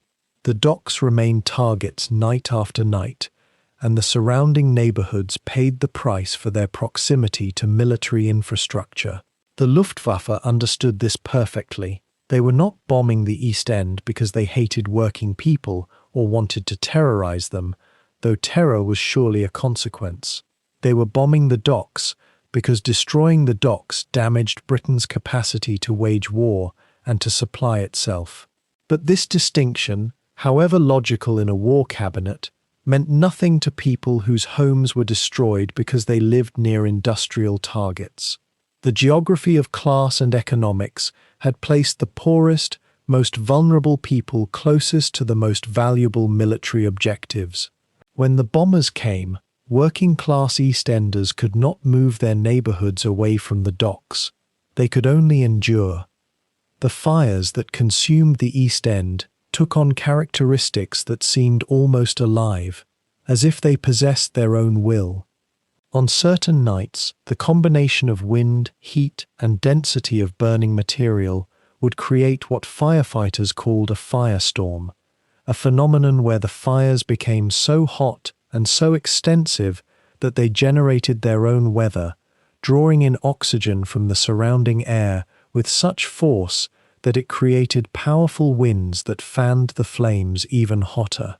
People caught in the open during a firestorm faced winds that could knock them over, temperatures that could ignite clothing, and air so depleted of oxygen that breathing became impossible. Some people died not from bombs or falling buildings, but from the effects of the fire itself. Shelters that seemed safe became traps when the firestorm drew oxygen from them, suffocating the people inside. The fire service fought against these conditions with courage and ingenuity, but courage and ingenuity cannot defeat the laws of physics. On some nights, firefighters could only contain the fires. They could not extinguish them. They tried to create fire breaks by demolishing buildings in the path of advancing flames, trying to starve the fire of fuel. It sometimes worked, sometimes it did not. The social geography of the East End began to change in the face of sustained bombardment. Those who could afford to leave did so. People with cars, with money, with connections moved to the suburbs or the countryside, abandoning the East End to those without resources or options. The wealthy neighborhoods of the West End were also bombed, but they had more resources, more alternative housing, more capacity to absorb and recover from destruction. The East End did not. The effect was to create an even more concentrated population of the most vulnerable, the poorest, the oldest, the very young, in the most damaged areas. This meant that when bombs fell, they were more likely to kill people who had no alternatives. It meant that after the bombs fell, recovery was slower and more difficult because there was less wealth concentrated in those communities. The Blitz, in this way, deepened existing inequalities. It did not create them, but it surely magnified them. Yet the East End did not break. This is perhaps the most remarkable aspect of what happened in those months of sustained bombardment.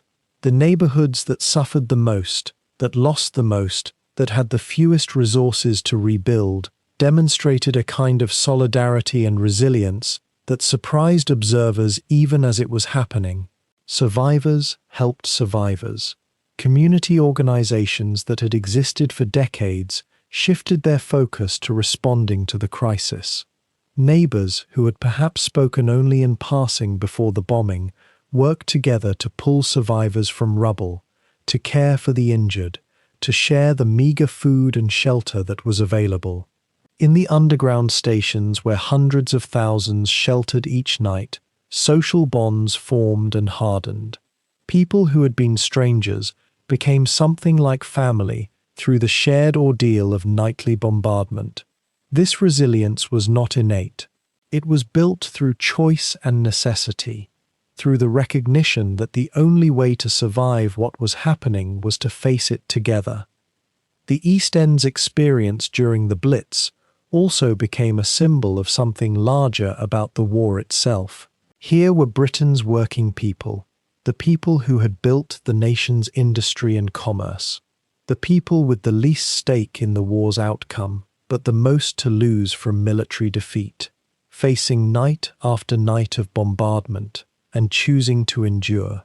Newspapers and government information services emphasized this narrative.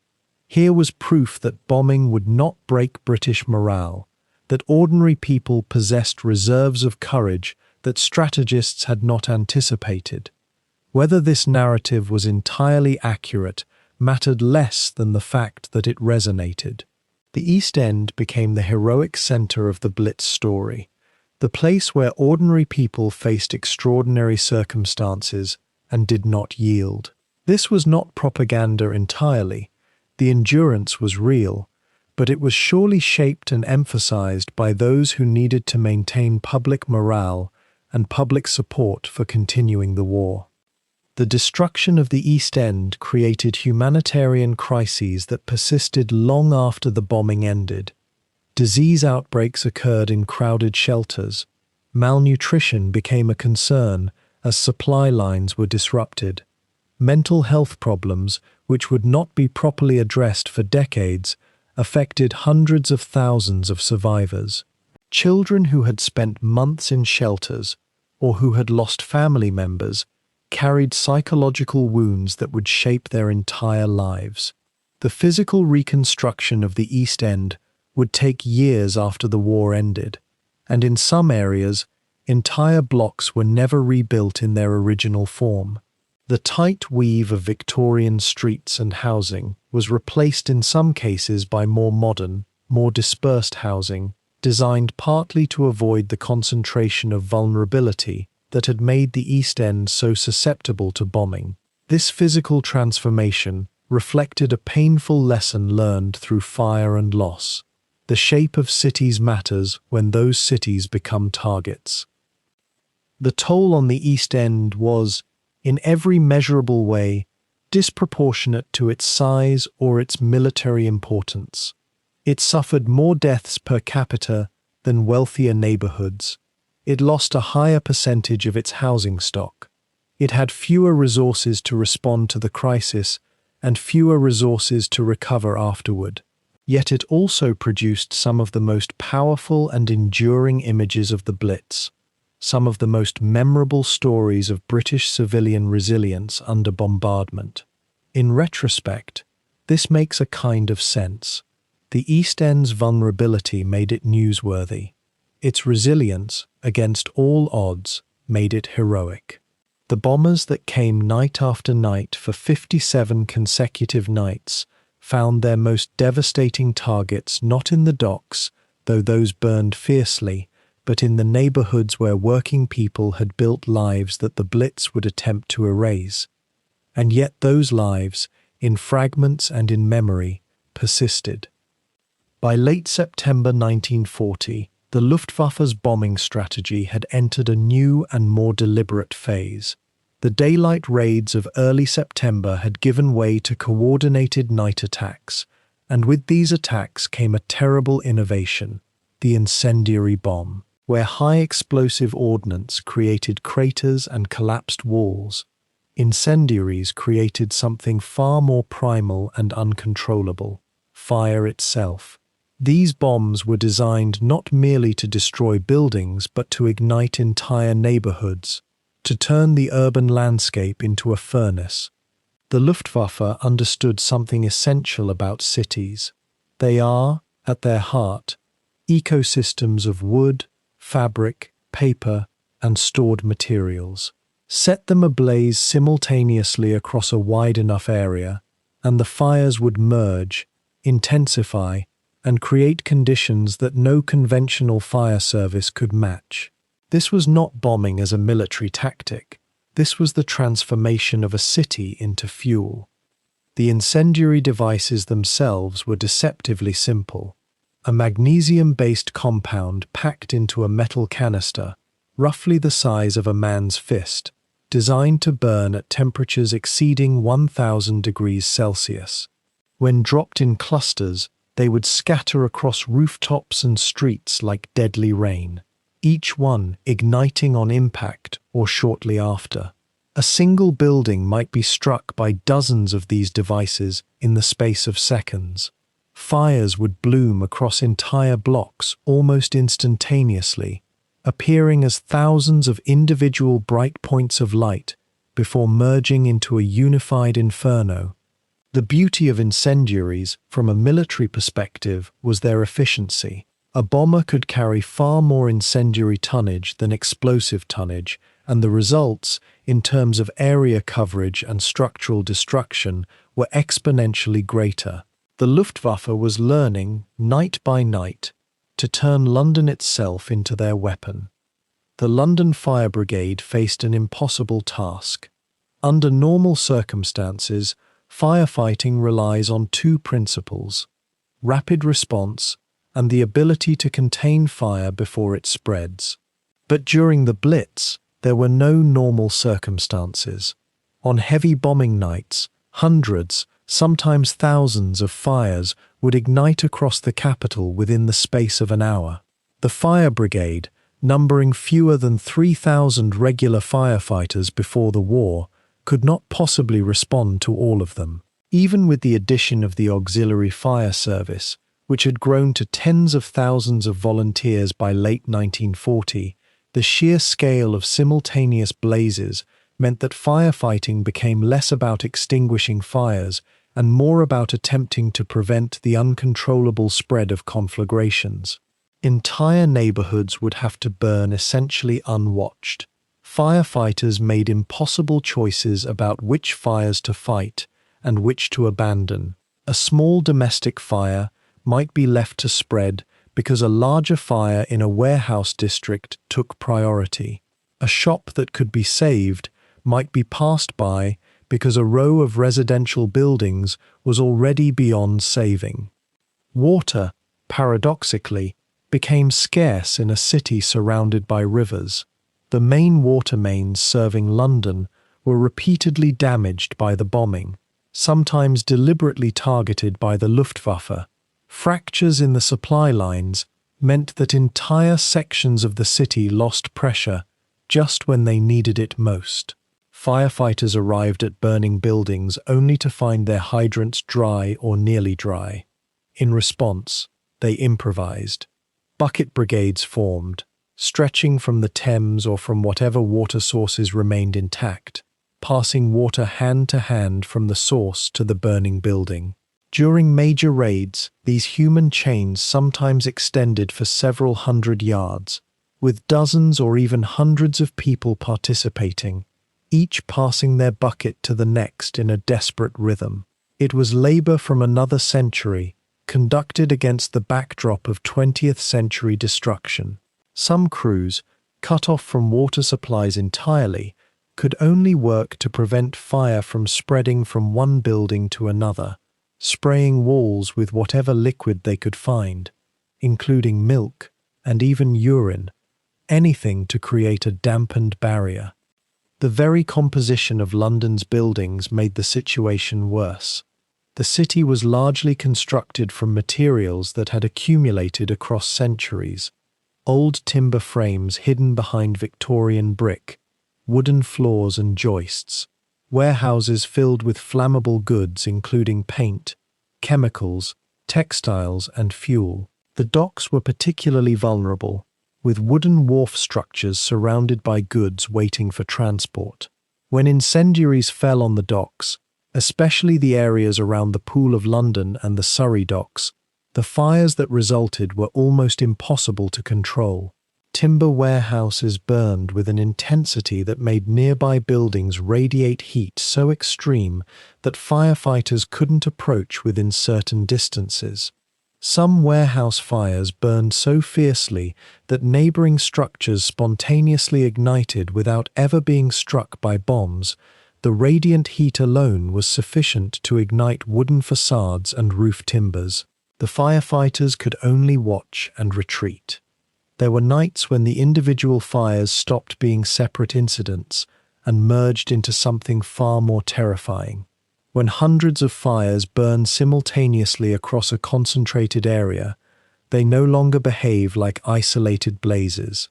The heat generated by the collective inferno begins to create its own weather. Air rushes inward toward the hottest zones, creating fierce winds that carry burning debris and embers across the city, starting new fires blocks away from the main conflagration.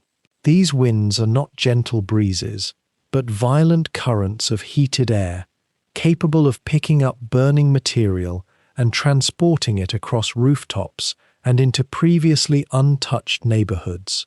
The fire itself creates an updraft so powerful that it feeds more oxygen into the blaze, accelerating the burn and intensifying the heat. These conditions describe something that most people have never witnessed: a firestorm. During the heaviest incendiary raids on London, particularly on nights like the 29th of December 1940, firestorms developed that consumed entire neighborhoods with a ferocity that seemed almost geological in scale, as if the earth itself had opened and released flame. The firestorm that swept across the city of London on the 29th of December 1940 is perhaps the most vivid example of fire's power to transform urban space. That night, over 100 incendiary bombs fell on the Square Mile, the historic heart of London. The medieval street layout, with narrow winding alleys and densely packed buildings, became a catastrophic liability. Fire jumped from structure to structure across gaps that would normally stop a blaze.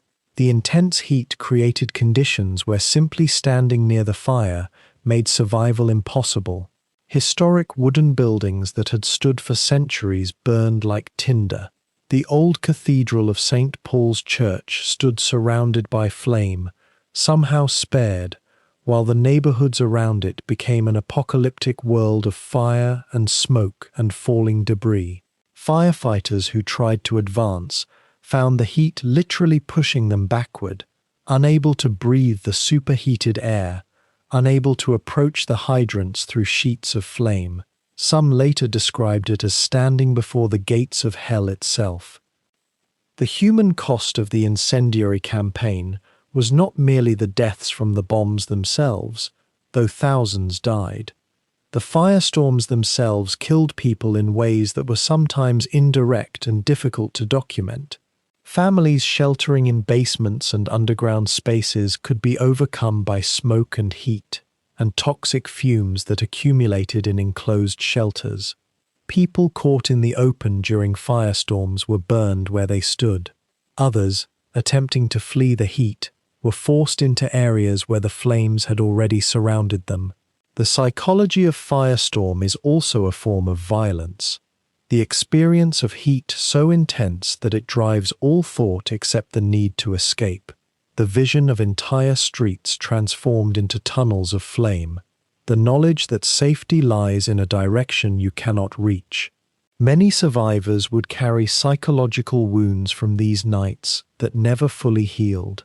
Despite these overwhelming obstacles, the firefighters and auxiliaries performed acts of extraordinary courage and ingenuity. Stories emerged of firefighters who remained at their posts even as their fire stations burned around them. Men and women who drove fire trucks through streets where visibility was reduced to a few feet by smoke and falling debris. Rescue workers who, when equipment failed and conventional methods proved useless, simply did whatever came to hand. A team might decide to sacrifice a single building by fully flooding it, using all available water to do so, in order to prevent fire from spreading to a row of residential buildings beyond it. Firefighters learned to read the behavior of fire, to understand when a blaze was beyond control and when retreat was the only choice. They learned to work with incomplete information, in near-total darkness, illuminated only by the flames they were fighting, making decisions that would determine who lived and who died, based on intuition and experience. The fire service was supported by vast networks of volunteers and auxiliary personnel who were equally critical to survival. Air raid wardens fanned out across neighborhoods to ensure evacuation, marking damaged buildings, directing people to shelters, and sometimes helping to organize water supplies from private sources. Home Guard members, many of them too old or too young for military service, stood watch and assisted with rescue efforts. Ordinary citizens contributed to bucket brigades, helped pull people from collapsed buildings, and provided first aid in the absence of medical services. A bombing victim lying in the street might be dragged to safety by a shopkeeper or a schoolteacher, someone who had no training in rescue work but who understood that action was necessary. These networks of ordinary people, coordinated only loosely and often working without rest for 18 or 20 hours, became the difference between catastrophe and something slightly less catastrophic. The scale of fire damage across London accumulated night after night. By early 1941, entire sections of the city that had stood for centuries lay in ruins. The East End, already devastated by high explosive bombing, was further ravaged by incendiary raids that consumed remaining buildings and rendered neighborhoods unrecognizable even to people who had lived there their entire lives. Someone walking through Whitechapel or Bethnal Green after a major incendiary raid might struggle to orient themselves, so completely had the familiar landscape been transformed into rubble and ash. Streets simply disappeared, buried under debris. Landmarks vanished. The City of London, the commercial heart of the empire, was partially reconstructed in the rubble and smoke.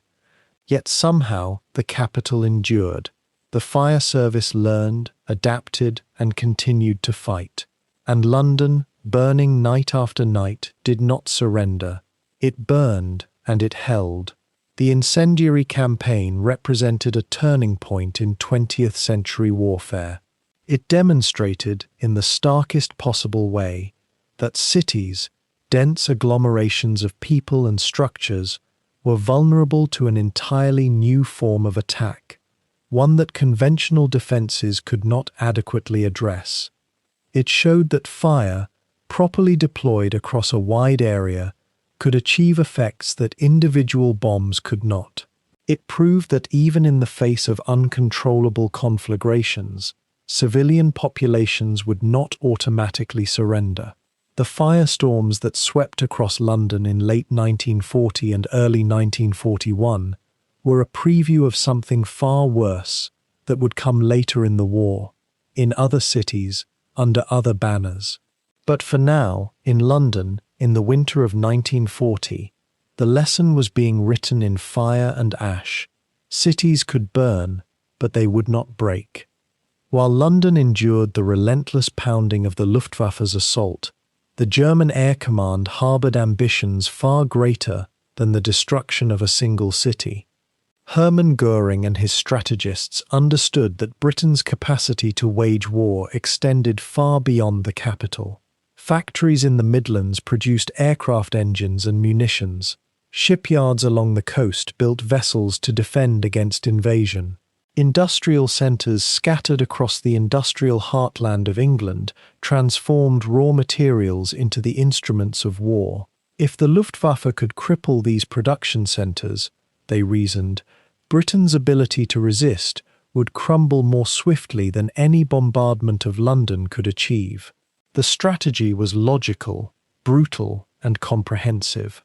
By late autumn of 1940, German bombers began to range outward from their assault on the capital, carrying their campaign of destruction to cities that had previously believed themselves safe from the worst horrors of aerial warfare. Coventry became the first major target to suffer the full weight of this expanded bombing campaign. The city lay roughly 100 miles northwest of London, a medieval cathedral town that had transformed itself into a centre of modern manufacturing. Coventry's factories produced aircraft components, engines, and machine tools essential to the British war effort. On the 14th of November 1940, the Luftwaffe launched an attack of unprecedented concentration against the city. More than 400 bombers crossed the channel under moonlight, their bomb loads calculated with cold precision. Within a span of 11 hours, they dropped more than 500 tons of explosives and thousands of incendiary bombs onto streets that had never been prepared for such devastation. The attack destroyed the medieval cathedral that had stood for centuries, reducing its soaring Gothic nave to ash and rubble. Entire neighborhoods of Victorian and Edwardian homes dissolved into flame. The water mains fractured under the impact of explosions, leaving firefighters unable to combat the infernos that consumed entire blocks of the city. The death toll in Coventry reached approximately 567, though estimates varied depending on the source and the definitions used to count the dead. More than 1,000 people lay injured, many of them grievously burned or crushed beneath collapsed buildings. Nearly 21,000 houses were damaged or destroyed, leaving thousands of families without homes. The medieval marketplace, the heart of Coventry's civic life for centuries, burned to nothing.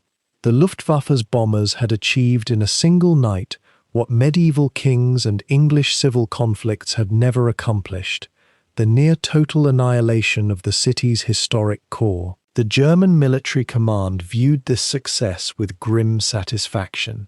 The destruction was so complete, the devastation so thorough, that German military planners adopted a new term to describe such concentrated aerial bombardment. They called it Coventrated. When German commanders spoke of reducing a city to ashes, they no longer used technical language. They said the city would be Coventrated. The word itself became a monument to what one night of coordinated aerial assault could achieve. News of the Coventry bombing reverberated across Britain with shock and horror. Londoners, who had endured weeks of bombardment, recognized in Coventry's suffering a preview of what could come to their own neighborhoods when the Luftwaffe returned with renewed focus. The British government understood that the bombing campaign was evolving, becoming more systematic and more ambitious. German planners were not merely attempting to break morale in the capital. They were waging industrial warfare on a grand scale, targeting the scattered factories and production centers that kept Britain fighting. In the weeks and months following the Coventry raid, other industrial cities found themselves under the shroud of the Luftwaffe's expanding reach. Birmingham, a center of engineering and munitions production, came under repeated attack. Plymouth, with its naval yards and coastal installations, suffered devastating raids that destroyed neighborhoods and killed thousands. Southampton, strategically important for its role in maintaining supplies, saw its waterfront consumed by fire. Manchester and Liverpool, with their vast dock complexes and manufacturing centres, became regular targets for German bombers who came night after night to disrupt production and break the will of workers to continue their labour. The raids on these cities followed patterns established over London, but with variations dictated by geography and local defensive capabilities. Bombers approached under the cover of darkness, guided by the geometry of rivers and the glow of industrial facilities. They arrived in waves, with the first bombers dropping loads of high explosives designed to crack buildings open and disrupt fire services, followed by squadrons dropping incendiary bombs that ignited the exposed interiors. The fires that followed served multiple purposes. They destroyed the factories and warehouses that were the targets, but they also consumed neighborhoods of workers' housing that surrounded the industrial facilities. Entire communities that depended on these factories for their livelihoods watched those factories burn, and with them, their homes and streets. The cumulative effect transformed British industrial cities into landscapes of destruction that rivaled anything inflicted on London.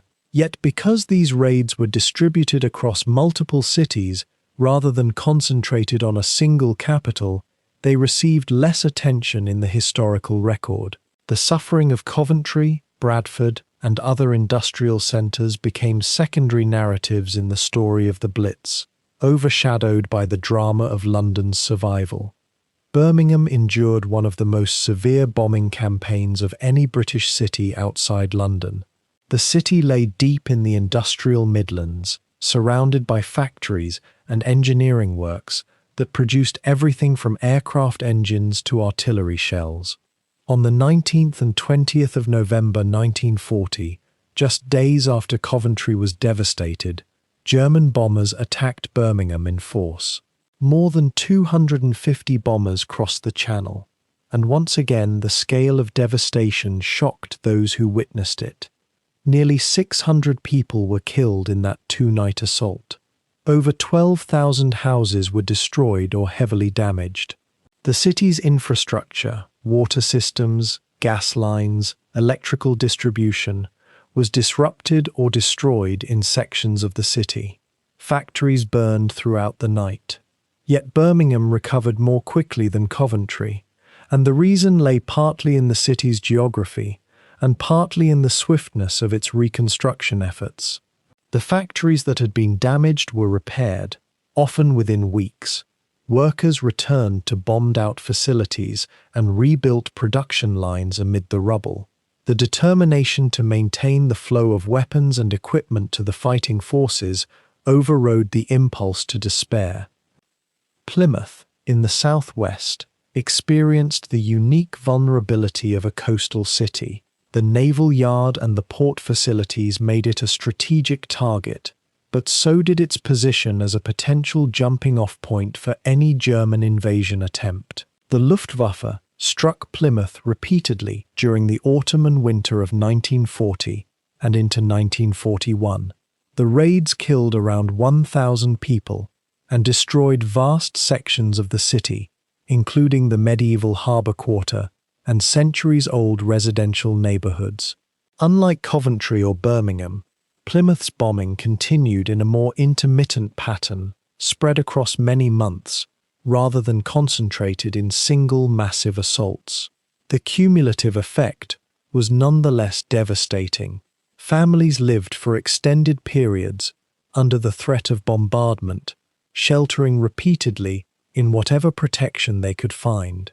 The city's naval and industrial importance meant that German bombers returned again and again, prolonging the cycle of destruction and recovery that characterized life in Britain's industrial heartland throughout the Blitz period.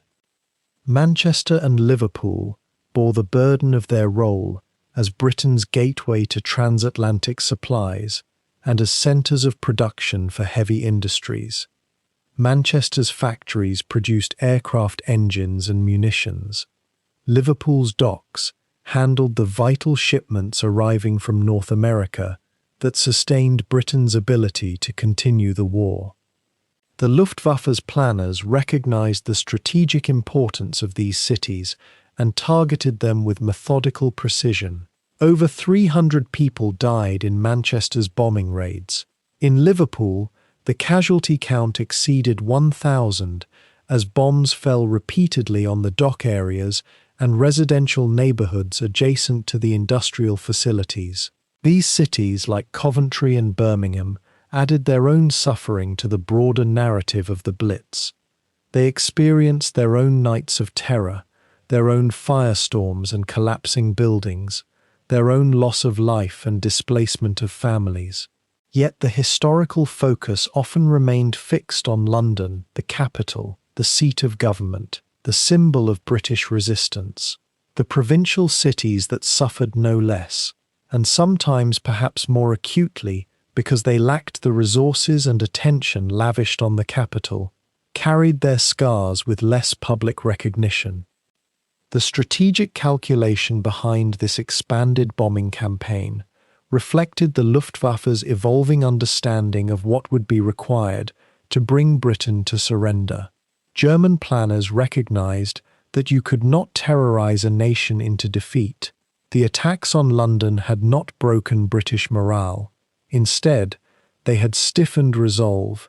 Workers in the factories damaged by bombing reported to work the next day at temporary facilities or salvage operations. Communities devastated by bombardment organized reconstruction efforts with quiet determination. The propaganda value of German bombing diminished as weeks passed without the expected collapse of British will. German commanders therefore shifted their emphasis toward the material destruction of Britain's capacity to wage war. If you could not break morale through terror, you could perhaps break the war effort itself through systematic destruction of production and supply. The spread of the bombing campaign beyond London reflected this shift in strategy. It was not less brutal than the assault on London, but it was differently motivated. It was the bombing of an industrial nation at war, not the bombing of a population intended to force political surrender. The term Coventраted, coined in German military vocabulary after the November 1940 raid, carried significance beyond mere military terminology. It reflected a confidence born of early success, an assumption that Britain's industrial cities, like Coventry, could be systematically reduced to ruins until British leaders had no choice but to negotiate peace. Yet the term also carried within it the seeds of strategic failure. It assumed that destruction could substitute for military victory, that enough tonnage of explosives dropped on enough cities would eventually force a nation's hand. It did not account for the resilience of workers who returned to bomb-damaged factories, the commitment of political leaders who refused to consider surrender, or the unexpected cohesion that emerged among civilian populations when faced with shared catastrophe. The Luftwaffe could reduce cities to rubble, but it could not destroy the will of a people determined to survive.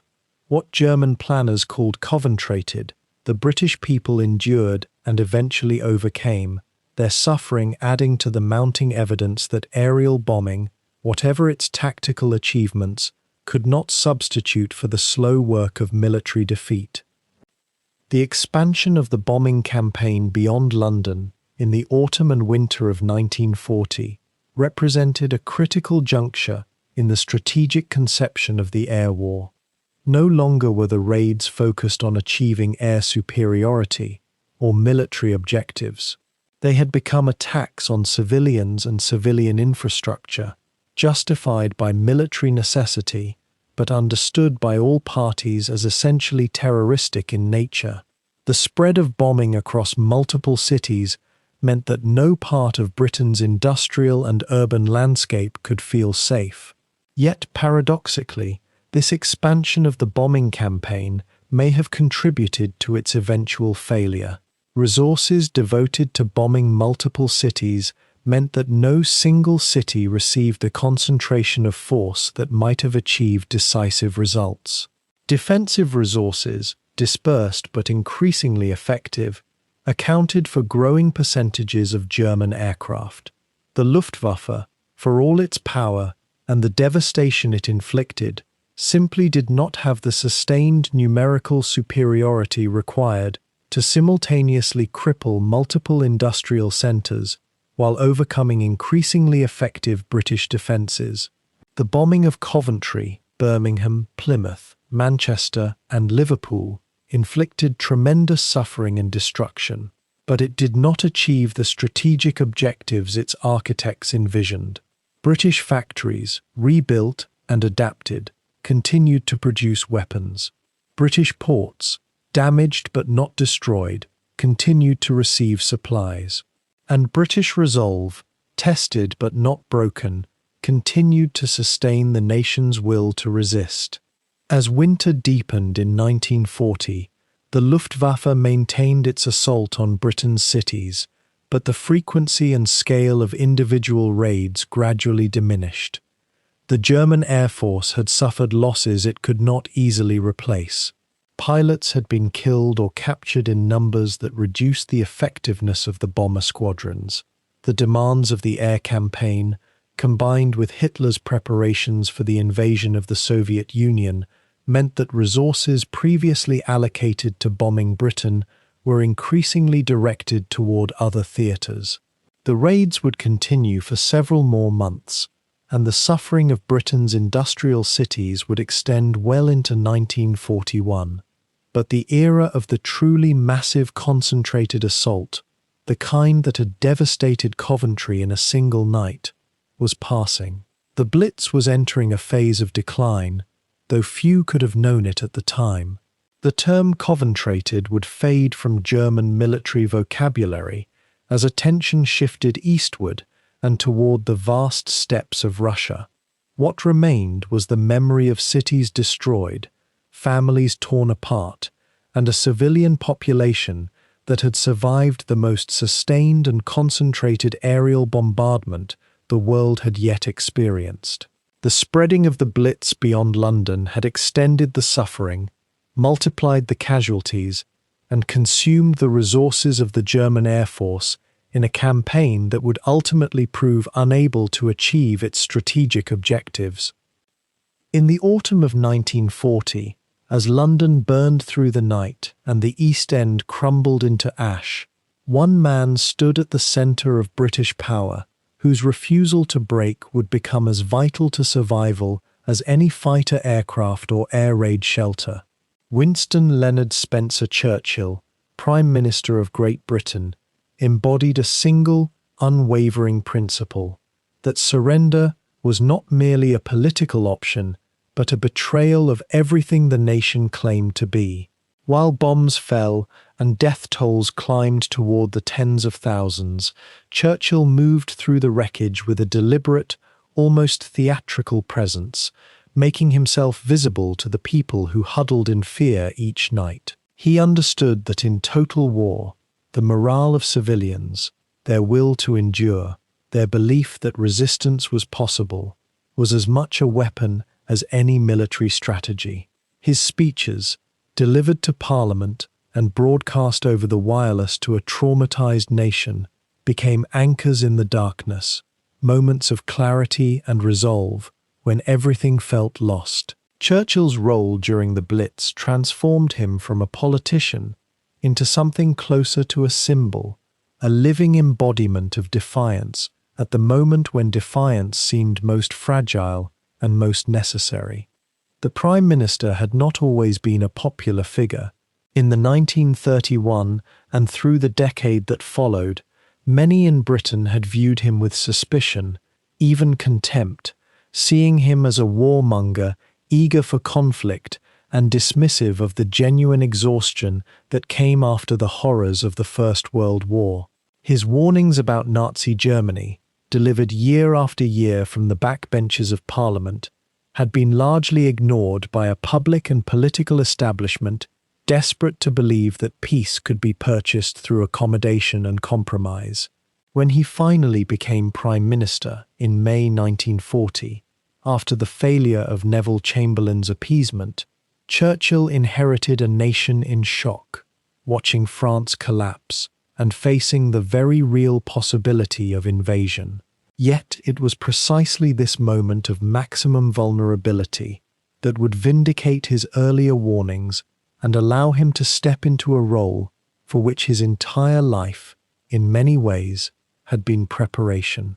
Churchill brought to the office a romantic notion of leadership rooted in history, literature, and the imperial past, a belief that great nations endured not through comfort, but through struggle and sacrifice. As the Blitz unfolded across the autumn nights, this vision of leadership would be tested against the hardest possible reality: the suffering of ordinary people watching everything they had built destroyed from above.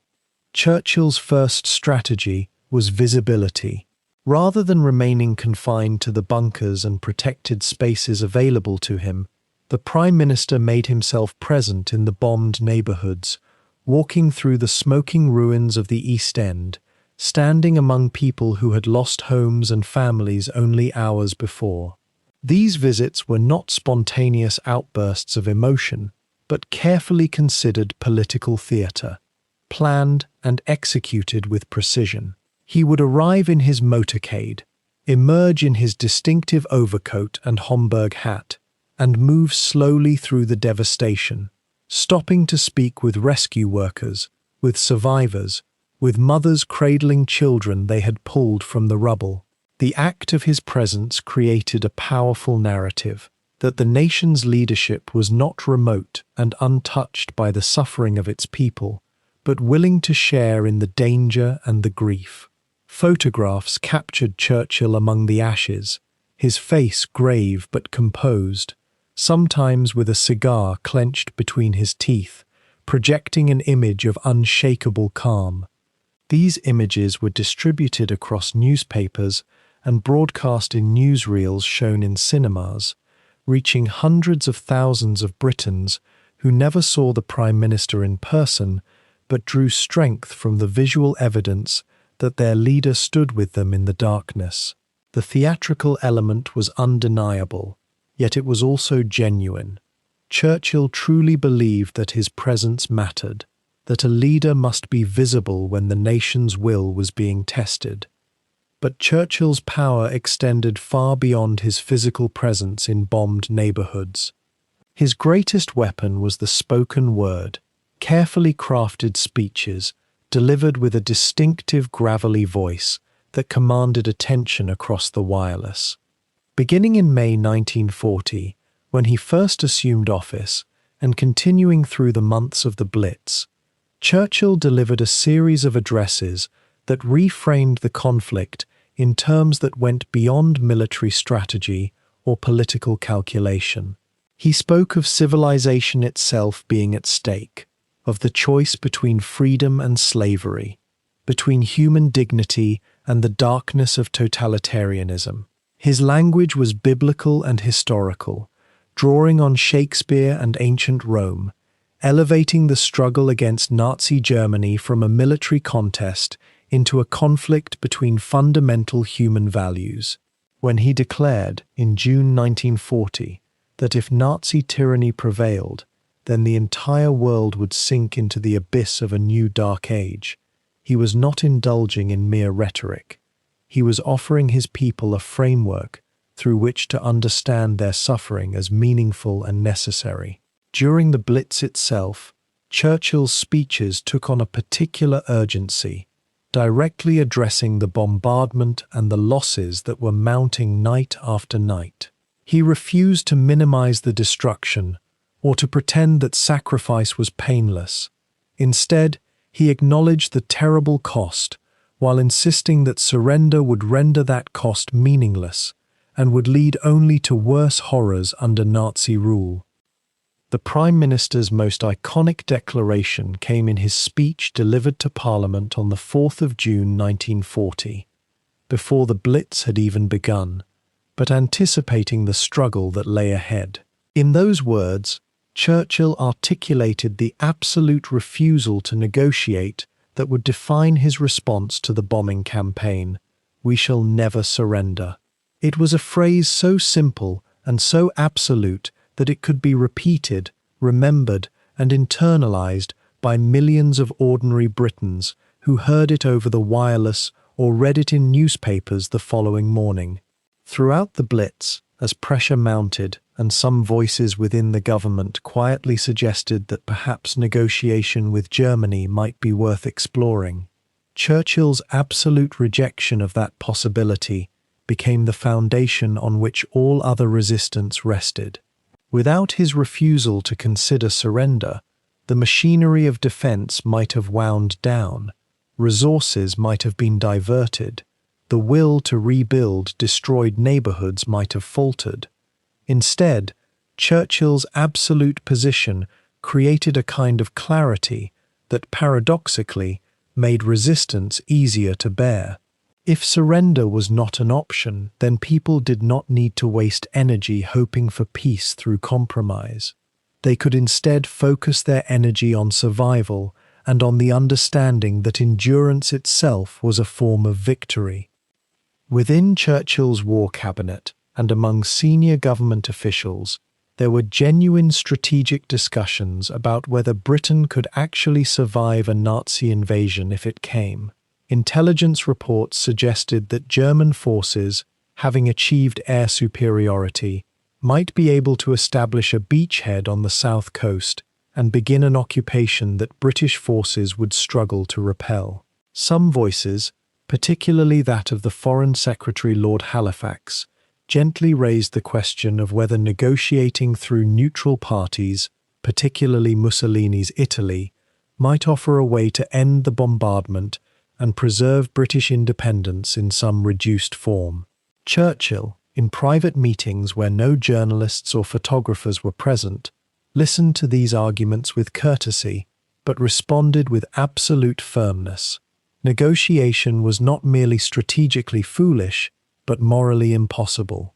To negotiate with Hitler while he was actively bombing British cities would be to accept the premise that terror bombing could extract political concessions, and to do so would establish a precedent that would destroy any international order that depended on the sanctity of agreements and the restraint of force.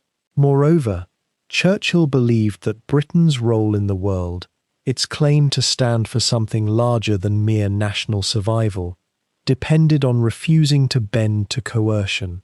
These private conversations, not made public until decades later, revealed that Churchill's defiance was not a casual gesture, but a fundamental commitment to a particular vision of what Britain was and what it owed to itself and to the world.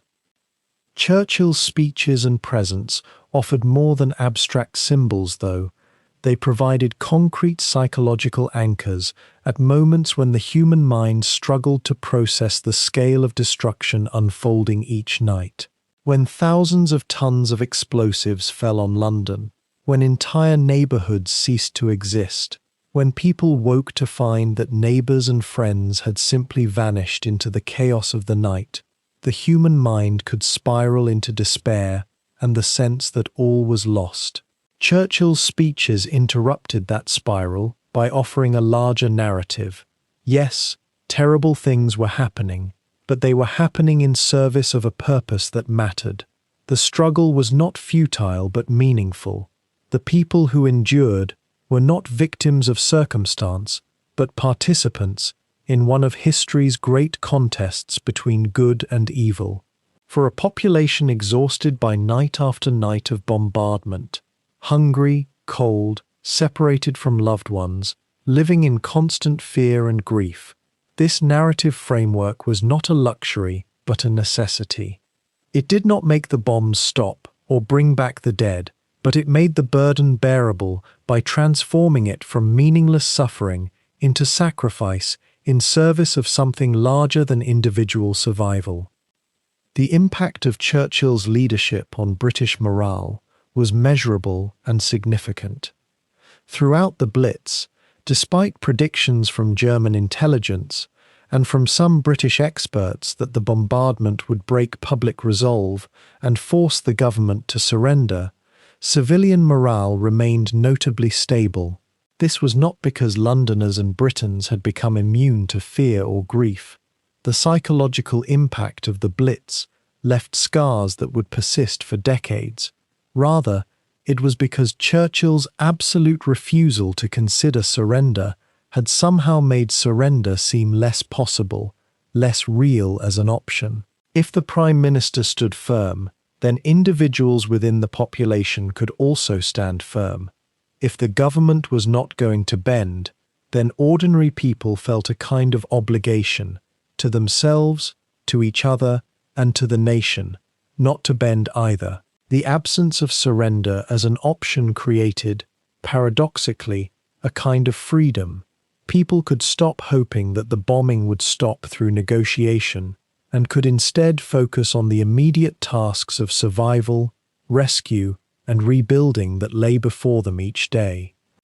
Churchill's defiance also had a crucial diplomatic dimension that extended far beyond Britain's shores. In the United States, a nation still officially neutral but sympathetic to the British cause, Churchill's refusal to negotiate sent a powerful message about the viability of British resistance. American industrial capacity and material support could make the difference between victory and defeat, but such support depended on American confidence that Britain would continue to fight and was worth supporting. Had Churchill's government given any indication that it might negotiate a separate peace with Germany, American support would have become far more hesitant and conditional. Instead, Churchill's absolute commitment to continued resistance provided American leaders with the confidence that supporting Britain was not a futile gesture, but an investment in an ally that would stand firm. His speeches, delivered in English and meant for British audiences, were also heard in America, shaping the views of millions of Americans and making Churchill a figure of admiration across the Atlantic. This international dimension of Churchill's leadership was not always explicit, but it was always present. By refusing to accept defeat, he was also signaling to the wider world that Britain remained a viable great power worthy of support and alliance. The Prime Minister's presence and words also had a profound effect on the British political establishment and the senior officials who were making the decisions that would determine whether Britain could continue the war. Under intense pressure, watching cities burn, reading casualty reports, feeling the weight of responsibility for the lives being lost, lesser leaders might have wavered or sought compromise. Instead, Churchill's absolute firmness became a kind of moral authority within the government itself. When doubts arose, when fear threatened to overwhelm reason, the Prime Minister's presence and his unshakable commitment to continued resistance provided a kind of ballast that kept the ship of state steady. Military commanders who were developing strategies for defense against invasion, officials organizing the civilian evacuation programs, ministers coordinating the production of aircraft and weapons, all of them took their bearing from the fact that the Prime Minister had made it clear surrender was not an option. Victory or continued resistance was the only acceptable outcome. This clarity from the top simplified the work of government at a moment when the normal calculus of political decision-making had been shattered by the reality of total war. Yet Churchill was not a figure divorced from human feeling or from the genuine grief that the Blitz produced. In private, away from cameras and microphones, the Prime Minister struggled with the weight of his responsibility for the decisions that were leading to British casualties and the loss of British cities. He wept at times, understanding fully that his refusal to negotiate meant that more people would die, more homes would be destroyed before the bombing finally ended. But he also believed that the alternative, surrender or negotiation from a position of weakness, would lead to far greater horrors in the long term. This tension between his private humanity and his public resolve gave Churchill's leadership an authenticity that extended beyond mere oratory. People sensed that he was not asking them to bear something he was not willing to bear himself, that his defiance came from a place of genuine commitment rather than from distance or indifference to their suffering. The photographs of Churchill walking through the bombed neighborhoods, his face heavy with the weight of what he was witnessing, captured this complexity in ways that his speeches, however eloquent, could not fully convey. As the Blitz continued through autumn and into winter, as the casualty counts mounted toward 40,000 dead and hundreds of thousands homeless, Churchill remained the fixed point around which British resistance organized itself. His refusal to negotiate did not stop the bombs or immediately end the bombardment, but it did something perhaps more important. It provided a framework within which survival itself became a form of victory. By refusing to accept that terror bombing could break British will, Churchill transformed the Blitz from a potential path to German victory into a brutal but ultimately temporary setback. The people sheltering in the underground, the rescue workers pulling bodies from the rubble, the mothers who had evacuated their children to the countryside, the families who had lost everything, all of them were participating in an act of collective defiance that the Prime Minister had articulated and embodied. His leadership did not make the Blitz bearable in any absolute sense, but it made it something that could be endured, something that could be survived, something that could eventually be overcome.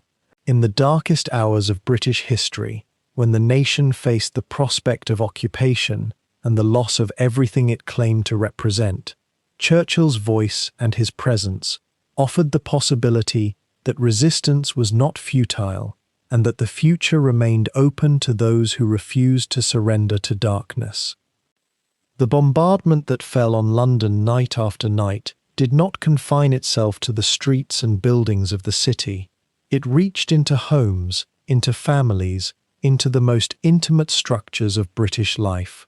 While the bombs destroyed brick and mortar, the evacuation schemes that followed threatened to destroy something far more fragile: the bonds that held families together.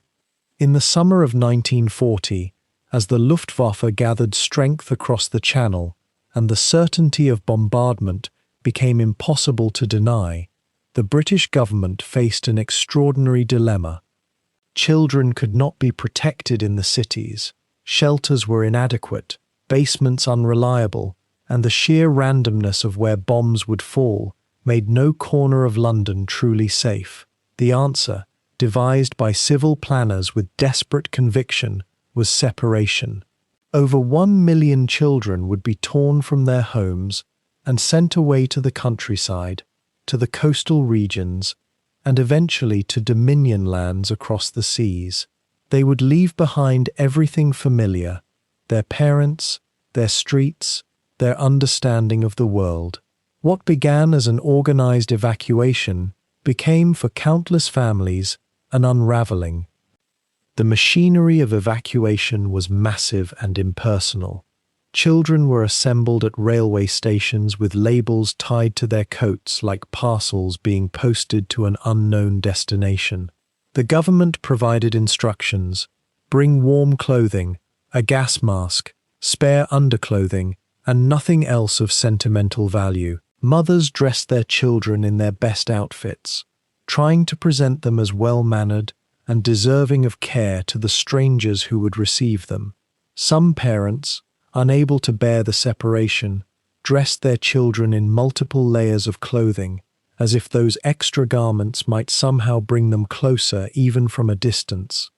At Victoria Station, at King's Cross, at Liverpool Street, scenes of heartbreak multiplied. Children clutched teddy bears and asked when they would see their mothers again. Mothers held themselves rigid, understanding that showing emotion would weaken their children's courage for what lay ahead. By the time the trains departed, over 1 million children had been moved from the great cities of Britain. The scale was unprecedented in human history. Never before had a nation removed such a vast population of its youngest citizens from their homes and families in the name of wartime protection. The destinations were as varied as the children themselves. Some were sent to coastal areas of Devon and Cornwall, only to be evacuated again when those regions became vulnerable to invasion. Others travelled to Wales, to the Midlands, to Scotland and Northern Ireland. A fortunate few were selected for overseas evacuation, boarding ships bound for Canada, Australia, and South Africa, journeys that would take weeks and put them beyond the reach of their parents for years. The children who remained on the British mainland were billeted with strangers, placed in the homes of rural families who had volunteered or been compelled to take them in. For many host families, these children represented an intrusion into peaceful, orderly lives. The children arrived with London accents, urban manners, and in some cases, lice and infectious diseases. They came from working-class neighbourhoods where indoor plumbing was a luxury and knowledge of farm life was non-existent. The clash between evacuee and host family created endless friction. Children who had never seen a cow were expected to help with farm work. Children raised on fish and chips missed the food of home desperately. Some were cherished and integrated into their host families' lives. Others were treated as unwanted burdens, fed poorly, worked hard, and made to feel their difference acutely. The psychological toll of separation operated on multiple levels. Young children could not understand why their mothers had sent them away. They interpreted the evacuation as abandonment, and some never entirely recovered from that wound. Letters from home came irregularly, and the language of wartime censorship kept parents from fully explaining what was happening in the cities.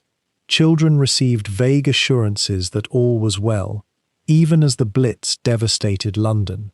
Some children learned of family deaths through official notifications rather than from their parents directly. Girls as young as 10 years old were placed in homes where they encountered exploitation and abuse, far from any protection or recourse. Boys endured the loneliness of displacement without the comfort of family. Older children, adolescents on the threshold of adulthood, found themselves stranded between childhood and responsibility, unable to fulfill the roles they had imagined in their families. The separation that began in 1940 extended for thousands of children through the entire war. When they finally returned home, some had been gone for 5 years. The mothers and fathers who greeted them were often meeting strangers who had forgotten them, who had adapted to lives lived without them. The reunion, rather than healing the wound of separation, often deepened it. Yet the evacuation of children, however traumatic, was accompanied by a transformation in the role and presence of women across British society. As men departed for military service and children left for the countryside, women stepped into roles that had previously been closed to them. In the fire brigades, women joined as full members of the auxiliary fire service, learning to operate pumps, climb ladders, and fight blazes that consumed entire neighborhoods. They did not receive the same pay as their male counterparts, nor the same official recognition, but they performed identical work under identical danger. In the rescue services, women dug through rubble with bare hands and simple tools, locating survivors and extracting them from collapsed buildings. They carried the dead on stretchers, witnessed injuries that no amount of training could have prepared them for, and returned night after night to do it again. In hospitals, women served as nurses, tending to burn victims whose wounds were almost unbearable to witness. They held the hands of dying patients, wrote letters home for those too injured to write themselves, and absorbed the accumulated trauma of the city's suffering into their own bodies and minds. As air raid wardens, women patrolled the streets of London during and between raids, checking shelters, ensuring blackout compliance, and directing people to safety. They became the public face of civil defense, the authority figures that people looked to when confusion and panic threatened to overwhelm reason. These women learned to move through ruins, to make rapid decisions about triage and evacuation, and to project a confidence they often did not feel. They became symbols of order in the midst of chaos, and their presence, more than any official decree, reassured ordinary Londoners that someone was in control, that something could be done. Women served as bomb spotters, stationed on rooftops and in observation posts, watching the night sky and calling out warnings when aircraft were detected. They worked in munitions factories, in civil defense headquarters, in the infrastructure of survival that kept the city functioning through bombardment. Many of these roles were temporary positions created by the emergency, expected to dissolve when the war ended. Yet the presence of women in these roles, performing these tasks with competence and courage, fundamentally altered how both women and men understood female capacity and capability. The strains on marriage and family life extended far beyond the physical separation of evacuation. The Blitz compressed entire families into shelters for hours each night, stripping away privacy and dignity. Couples who had lived together for decades found themselves unable to speak privately, their relationship conducted in whispers amid sleeping children and strangers. The stress of bombardment exacerbated tensions that might otherwise have remained dormant. The certainty of danger, the powerlessness to protect loved ones, the accumulated exhaustion of sleepless nights, all of these created an emotional environment where small disagreements became arguments and arguments became rifts. Some marriages broke under the strain. Infidelity increased as people sought comfort and distraction in the arms of those who were not their spouses. The divorce rate rose as couples who had stayed together through earlier hardships concluded that they could no longer endure each other's company in extremity. For others, the Blitz paradoxically strengthened marriages, creating a sense of shared purpose and mutual dependence that transcended ordinary complaints. The experience of surviving together, of protecting each other through the darkness, created bonds that endured for the rest of their lives. The reality that no one was safe fundamentally altered the British consciousness.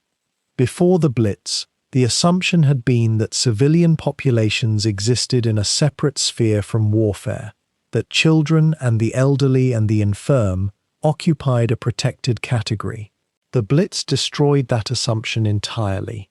Babies in their prams were killed by shrapnel. Elderly men and women who had survived the First World War were buried beneath the ruins of their homes. Mothers and children sheltering in basements were incinerated when buildings collapsed above them. The randomness was perhaps most terrible of all. There was no logic to survival. A family that took shelter in the underground lived, while a family across the street that remained in their home was killed. Neighborhoods disappeared entirely, while adjacent streets survived nearly intact. This randomness meant that no amount of precaution could guarantee safety.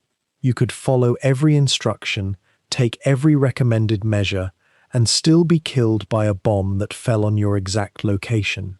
Conversely, you could ignore every warning, decline to take shelter, and survive because the bomb fell elsewhere. This destruction of the illusion of control and predictability left a mark on the collective psychology that would take decades to heal. The evacuation schemes also revealed and deepened existing class divisions within British society. Wealthy families could afford to send their children to safe, comfortable homes in the countryside where they would be well cared for. Some had family connections that secured their children's placement with people of similar social standing. Middle-class children, while still separated from their families, generally found themselves placed with other middle-class families who had the resources to care for them decently. Working-class children had no such advantages. They were dispersed to whatever homes had space, regardless of quality, regardless of fit. Some working-class children found themselves treated as servants by their host families, expected to labor in exchange for their care. The quality of their reception depended entirely on the kindness or indifference of strangers who bore no particular obligation to them. The evacuation thus became another mechanism through which class differences were reinforced and perpetuated.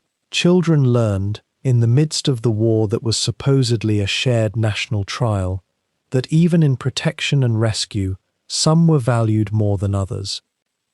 The role of women extended into the formal organizations that managed survival on the home front. Women's volunteer services coordinated the logistics of evacuation, managing the distribution of clothing and supplies to evacuees and their host families. Women's auxiliary police helped to maintain order and direct traffic during and after raids. The Women's Land Army drew young women away from cities to work on farms, replacing the labor of men who had departed for military service. These organizations were not created to advance women's rights or to recognize female capacity. They were created because the emergency required it, because the nation had no choice but to utilize every available resource. Yet in performing these roles, women accumulated experience and demonstrated competence that would have been unimaginable in peacetime. They learned they could do things they had been told were beyond their capability. They discovered that they were not fragile, not incapable, not inherently less suited than men to difficult and dangerous work. This discovery, born in the midst of bombing and separation and loss, would have consequences that extended far beyond the war itself. As the Blitz continued night after night, families adapted to an almost unbearable new normalcy. Letters from evacuated children arrived intermittently, often stilted and formal, written under the supervision of teachers or host families, conveying little of what the child truly felt. Parents tried to maintain connection with children they could no longer see, could no longer touch, could no longer comfort. They worried constantly about whether their children were being treated well, whether they were happy, whether the separation would do permanent damage to the parent-child bond. Some children sent to Dominion countries would not see their parents again for 6 or 7 years. By the time they returned, they would be entirely different people. Children transformed into adolescents and young adults in the homes of strangers. The mothers who waited for them would sometimes not recognize them. The fathers would struggle to establish relationships with people who had lived through pivotal years of development entirely outside their influence. Yet within this separation and loss, within the displacement and family fracture, something unexpected emerged. The evacuation and the mobilization of women created a consciousness of female participation in the war effort that would not be easily forgotten. Young women who had joined the fire service or the air raid wardens discovered a sense of purpose and autonomy that many would not relinquish when peace returned. Evacuees, despite the trauma of separation, often carried with them lifelong friendships formed in their host communities. Some returned to visit their evacuee homes for decades, maintaining connections that had been forged in wartime and had survived the return to ordinary life. The nation that endured the Blitz learned something profound about its own capacity to reorganize itself, to accept tremendous loss and suffering, and to continue functioning. The machinery of evacuation and defense was crude and often brutal, but it worked well enough to ensure that despite the bombardment, despite the separation and loss, the nation survived. The cost was paid in shattered families and psychological wounds that would never entirely heal. Yet those who lived through it emerged from the war with a changed understanding of what was possible, of what women could do, and of what ordinary people could endure. In the hours after the bombs fell, as London burned and the ground still trembled with aftershocks, a different battle began. It was not fought in the skies between fighter planes, nor was it waged in government offices and strategy rooms. It was fought in the streets, in the rubble, and in the smoke, by men and women who had no military training, no armor, and often very little equipment beyond their will to survive and to save others.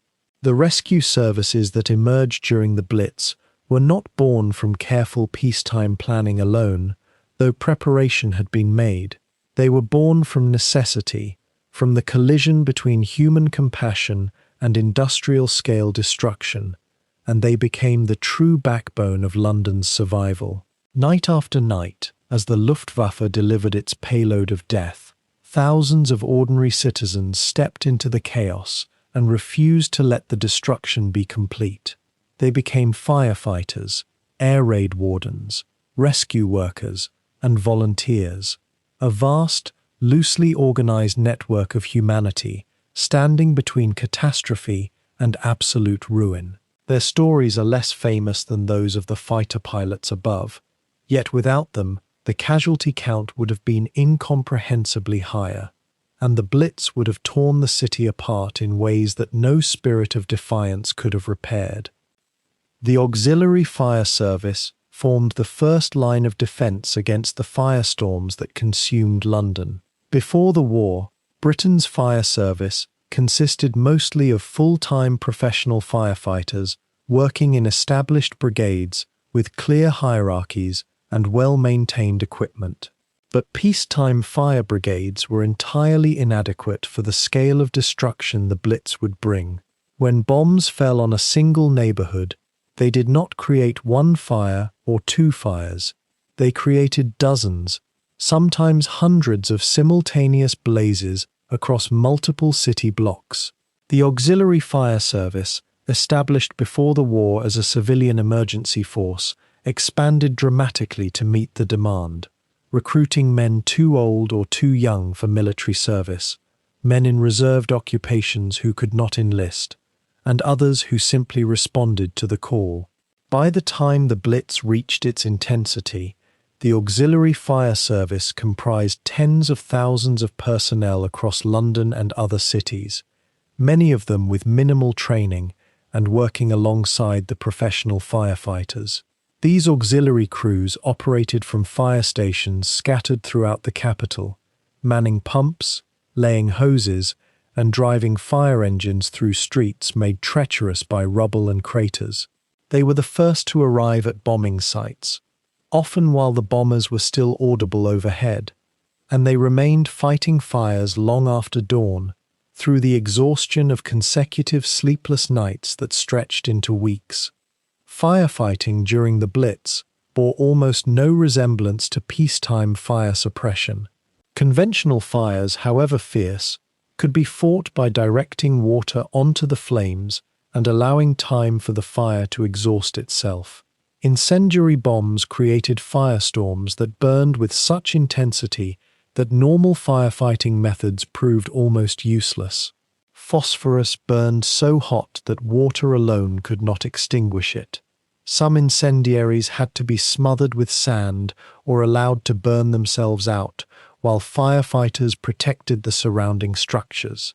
When hundreds of incendiary bombs fell across a single district, merging their individual fires into vast conflagrations, the fire service faced an impossible mathematics of resource allocation. There were simply not enough men, not enough pumps, not enough water, and not enough hours in which to fight. Firefighters made decisions in seconds that would determine who lived and who died, which buildings might be saved, and which had to be abandoned. Water supplies became a critical bottleneck. Mains were fractured by bomb blasts, and firefighters improvised, creating bucket brigades that stretched for blocks, forming human chains that passed water hand to hand from whatever source could be found. A damaged hydrant, a canal, a basement reservoir, even a fountain in a park. These bucket brigades numbered in the hundreds sometimes, ordinary civilians joining firefighters in a desperate attempt to contain the flames, their faces blackened with soot, their hands blistered and burned, working until they collapsed from exhaustion or were pulled away by supervisors who recognized that they had reached the limit of human endurance. The Air Raid Precautions Service, commonly known as the ARP, was another civilian organization upon which London depended absolutely. Air raid wardens were the eyes and ears of the defense system.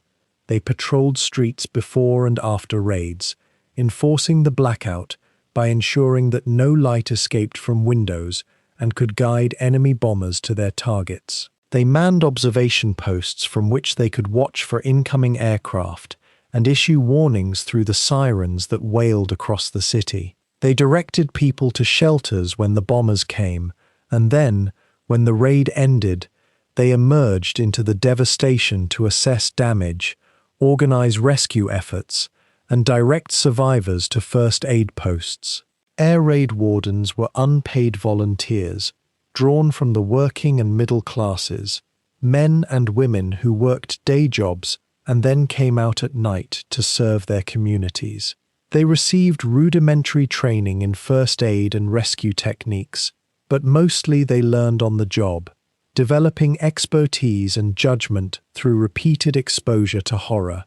The warden posts scattered throughout London became ad hoc command centres during raids, directing information and resources toward the areas of greatest need. Senior wardens coordinated between multiple streets and neighbourhoods, reporting back to district posts and to the civil defence authorities, creating a communication network that allowed some measure of organisation to emerge from chaos.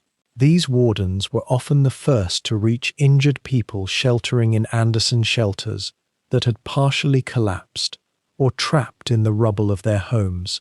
They performed triage, deciding who needed immediate medical attention and who could wait, prioritizing based on injury severity rather than on prior friendship or family connection.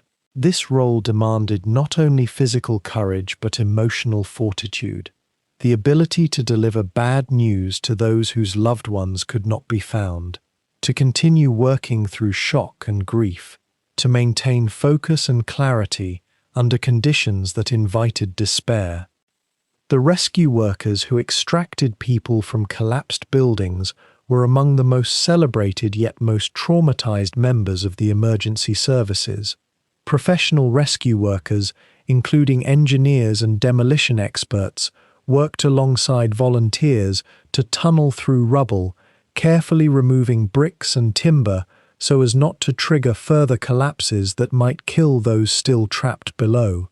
Rescue was excruciatingly slow work, sometimes taking hours or even days to free a single person from the wreckage. Rescue workers used their senses to locate survivors, listening for sounds, calling down into the rubble, and waiting for responses, sometimes using trained dogs to detect the scent of living people beneath tons of debris.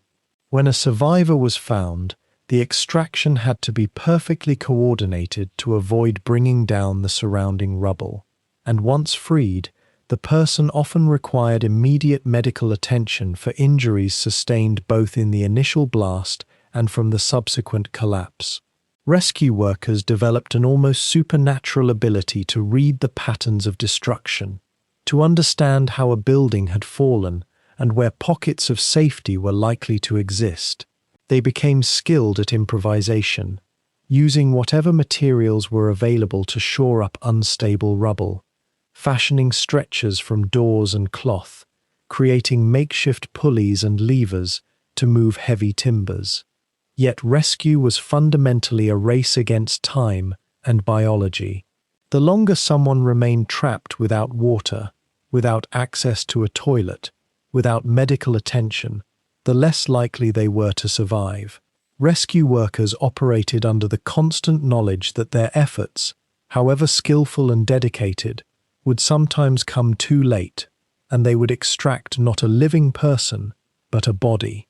The psychological toll accumulated day after day, night after night, as rescue workers witnessed the absolute worst that modern warfare could inflict on civilian populations. First aid posts and medical personnel formed another essential layer of the emergency response. Before the Blitz, London's hospitals and medical clinics were organised and staffed on the assumption of peacetime conditions, with emergency rooms designed to handle injuries that came one or two at a time. The Blitz instead delivered hundreds or thousands of casualties in a single night, overwhelming every medical facility within miles. First aid posts were hastily established in schools, church halls, and public buildings throughout London, staffed by nurses, doctors, and volunteer medical workers who provided emergency treatment before sending survivors on to hospitals. These first aid posts operated under overwhelming conditions. Supplies of bandages, morphine, and other medications ran low as casualties mounted beyond all expectation. Medical workers performed amputations in school gymnasiums, treated severe burns with whatever topical agents were available, and made constant decisions about triage, deciding which patients were likely to survive and deserved intensive treatment, which patients needed only palliative care, and which patients simply had to be made as comfortable as possible before they died. The psychological trauma inflicted on medical personnel was severe and lasting. Many of the nurses and doctors who worked in first aid posts during the Blitz suffered what was then called nervous exhaustion, but would now be recognized as post-traumatic stress disorder. They witnessed suffering on a scale that stretched the boundaries of human compassion, and many never fully recovered from the experience.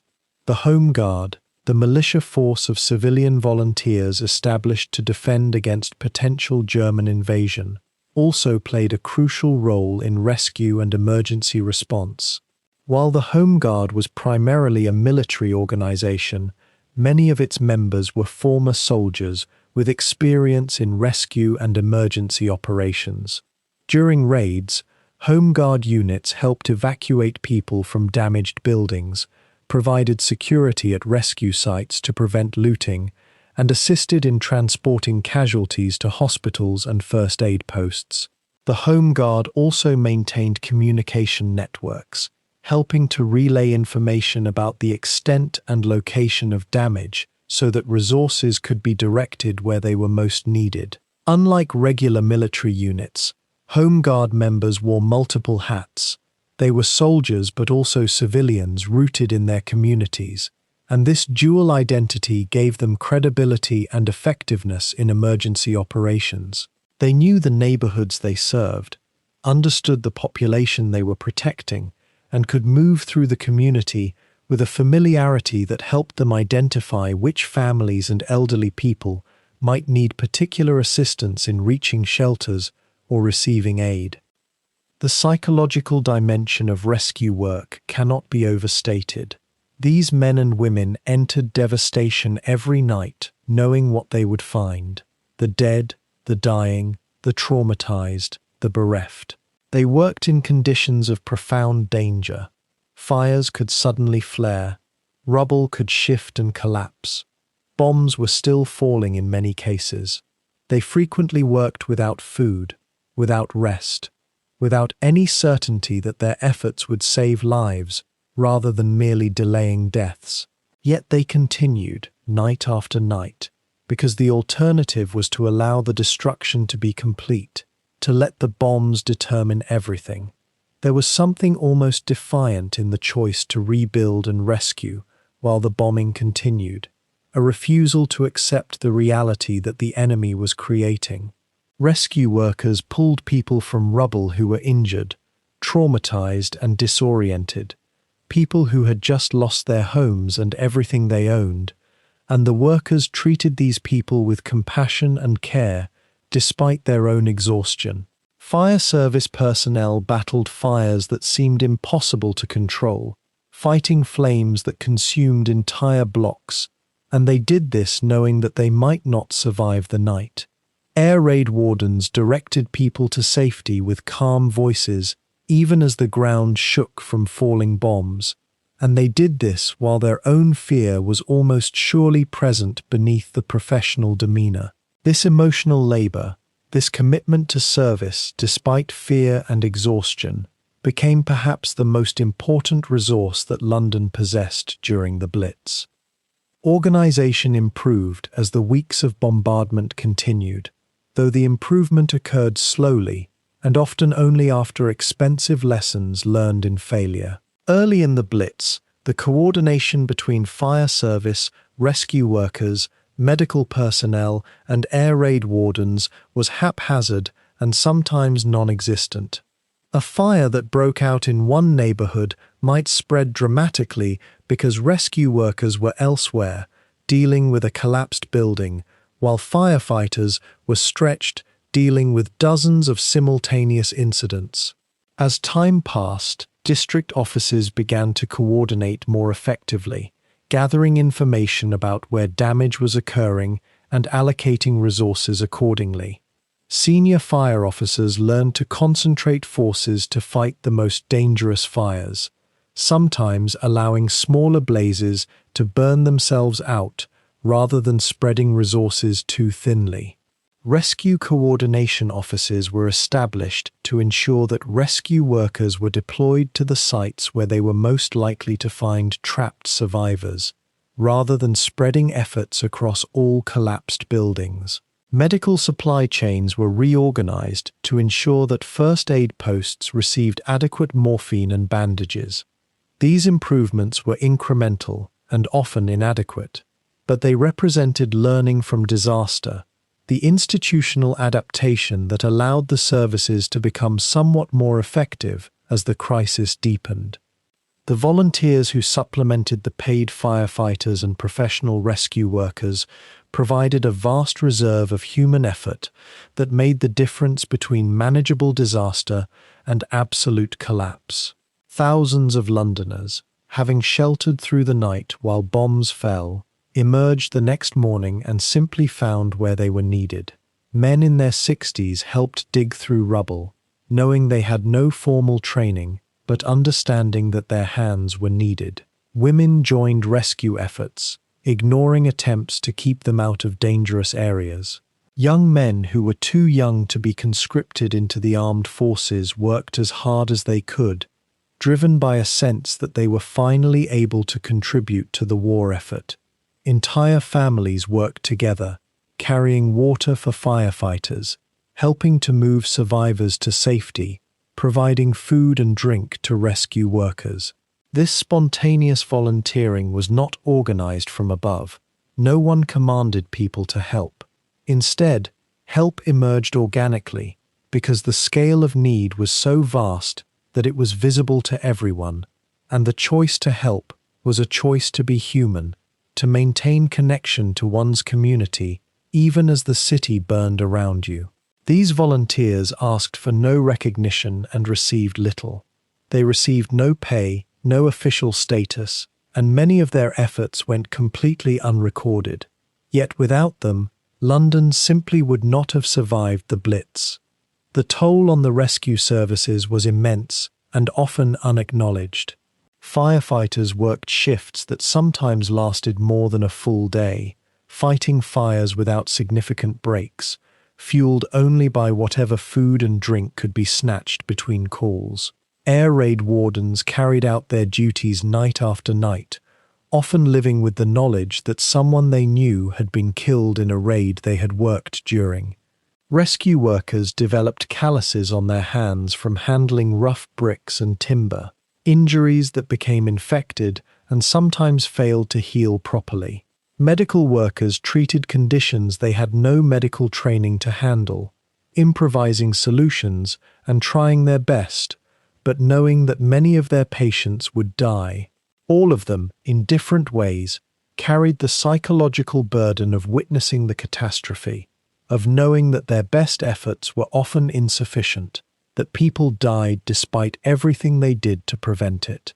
In the months and years after the Blitz ended, many of these workers experienced what would now be recognized as post-traumatic stress disorder, depression, and other psychological effects of sustained exposure to trauma and death. The institutional memory of the Blitz became encoded in the rescue services and in British civil defence planning for decades afterward.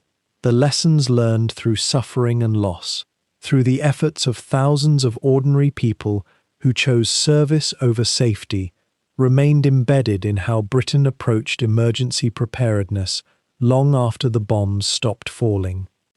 The legacy of the rescue services during the Blitz became part of British national mythology, though often in ways faulty. In the autumn of 1940, as the German bombers returned night after night to pound London into submission, something unexpected emerged from the rubble and ash. Rather than fracturing under the weight of perpetual violence, British society began to crystallize around an almost defiant normalcy. The authorities had anticipated panic, mass hysteria, psychological breakdown. What they witnessed instead was something far more complex, a population learning to absorb catastrophe as routine, to find humor in horror, and to bind themselves together through the simple act of continuing to live. The very bombardment meant to destroy British morale became, paradoxically, the crucible in which that morale was forged into something harder and more resolute than before. The theatres never closed. Night after night, as sirens wailed and people descended into the underground and shelters, London's West End continued to flicker with light and music. The Windmill Theatre, famous for its revue shows, remained open throughout the entire Blitz, advertising its determination with the motto, "We never closed." Audiences would arrive in their best clothes, hats carefully arranged, determined to maintain the rituals of normal life even as bombs fell around them. There was something almost defiantly civilized about sitting in a darkened cinema hall while the city burned outside, watching a film or a musical performance, asserting through sheer presence that Hitler's bombs could not extinguish the appetite for beauty or entertainment. Managers and performers understood this instinctively, that culture was not a luxury in wartime, but a necessity, a way of saying that there was still a future worth imagining.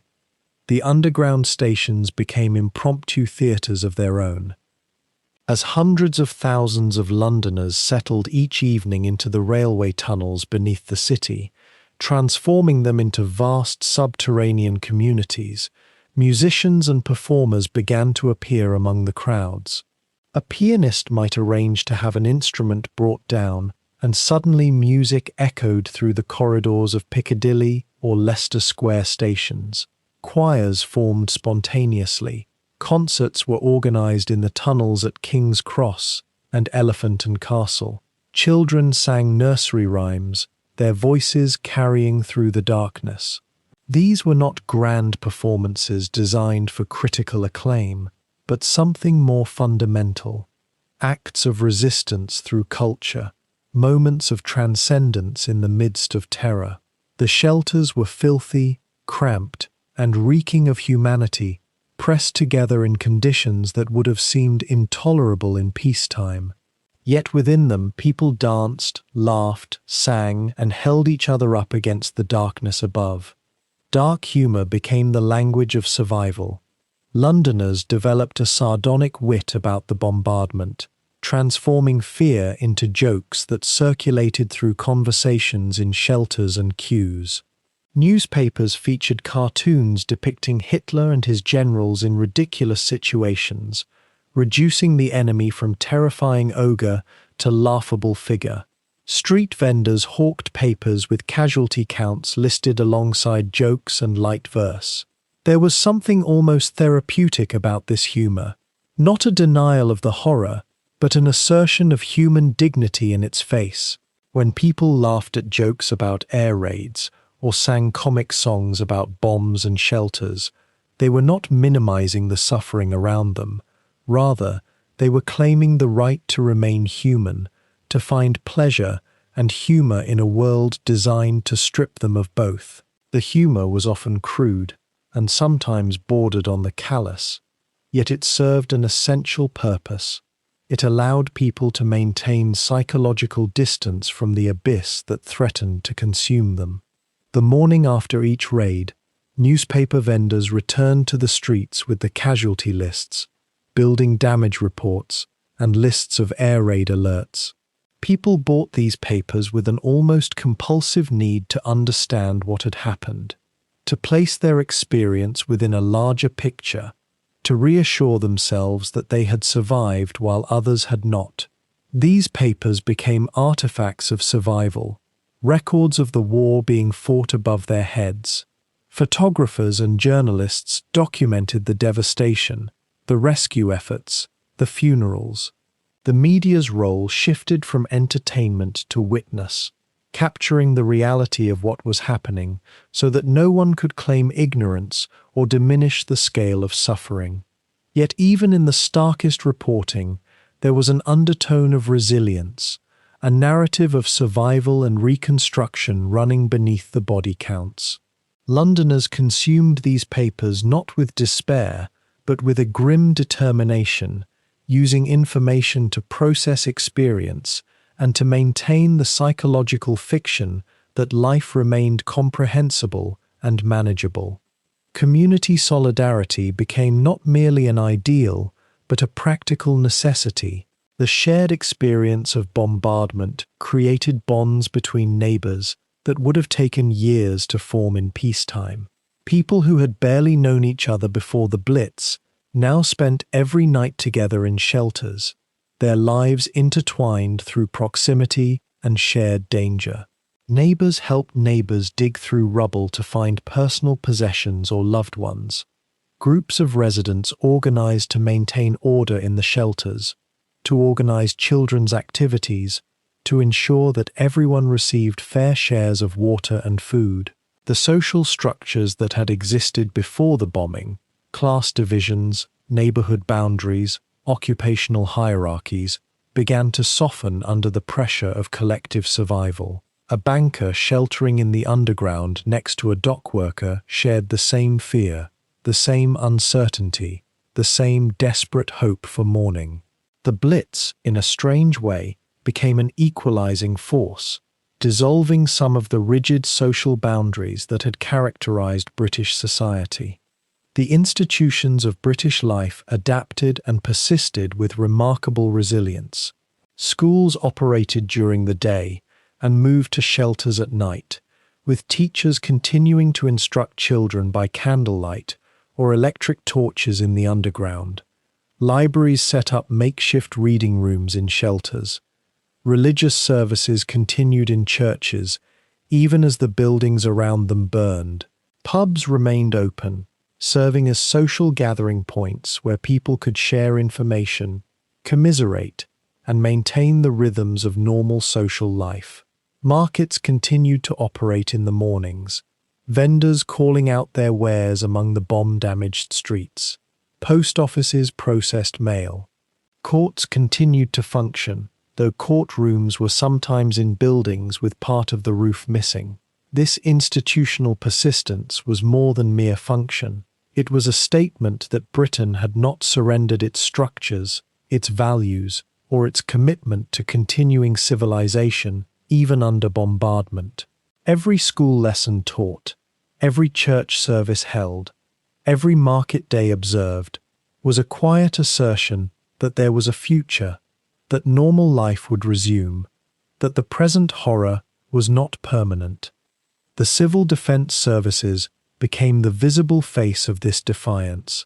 Firefighters, air raid wardens, rescue workers, and home guard volunteers were not merely functional, they were symbols of the nation's determination to survive.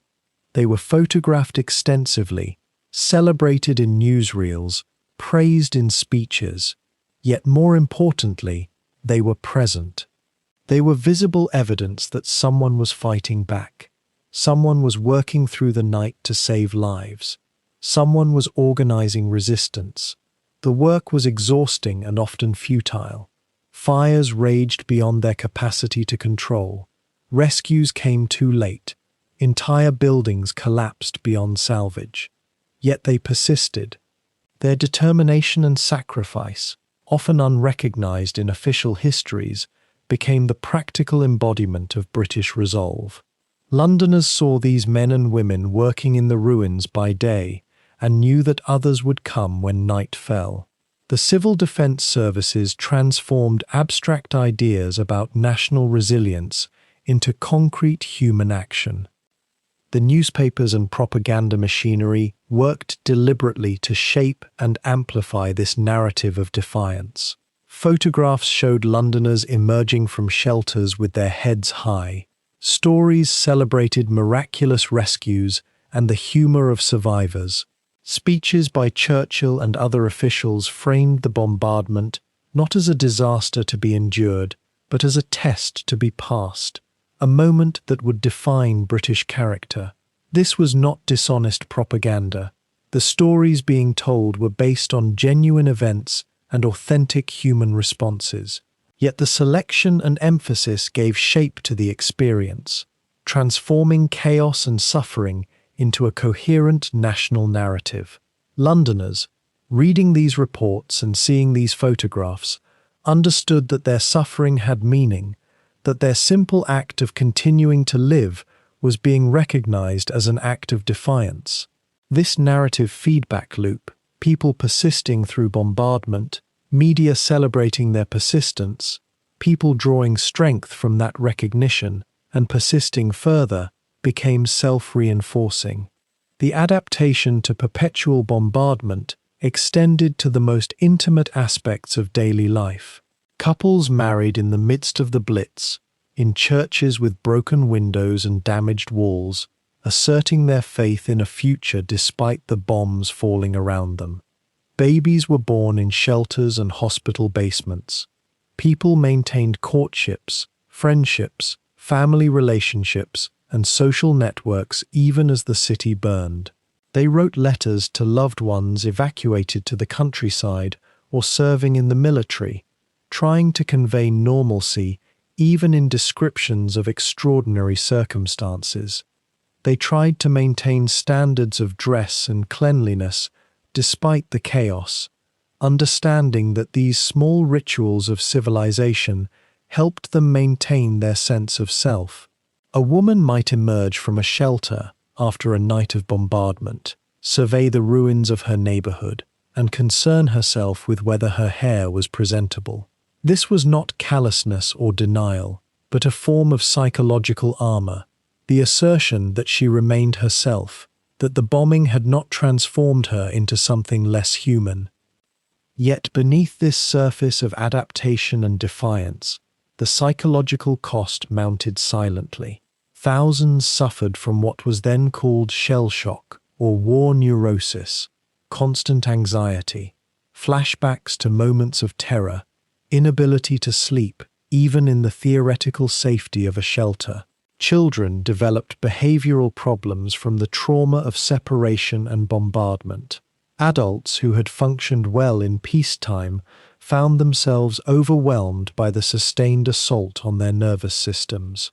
The authorities downplayed these psychological costs, viewing them as weakness or lack of moral fiber rather than genuine medical conditions. Yet they existed, accumulating silently beneath the surface of the newspapers' stories of defiance and the laughter in the shelters. Some people never fully recovered from the Blitz, carrying its trauma with them for the rest of their lives, unable to sleep without anxiety, unable to hear a loud noise without flinching back into fear. The defiance was real, but it was also a form of coping mechanism, a way of transforming unbearable reality into something that could be endured. Londoners did not choose to be brave. Circumstances forced bravery upon them. They could not flee the city entirely without abandoning their homes and livelihoods. They could not make the bombing stop through any action of their own. Their only choice was to survive each day and night as best they could, and in surviving, they created a narrative of resilience that gave meaning to their suffering.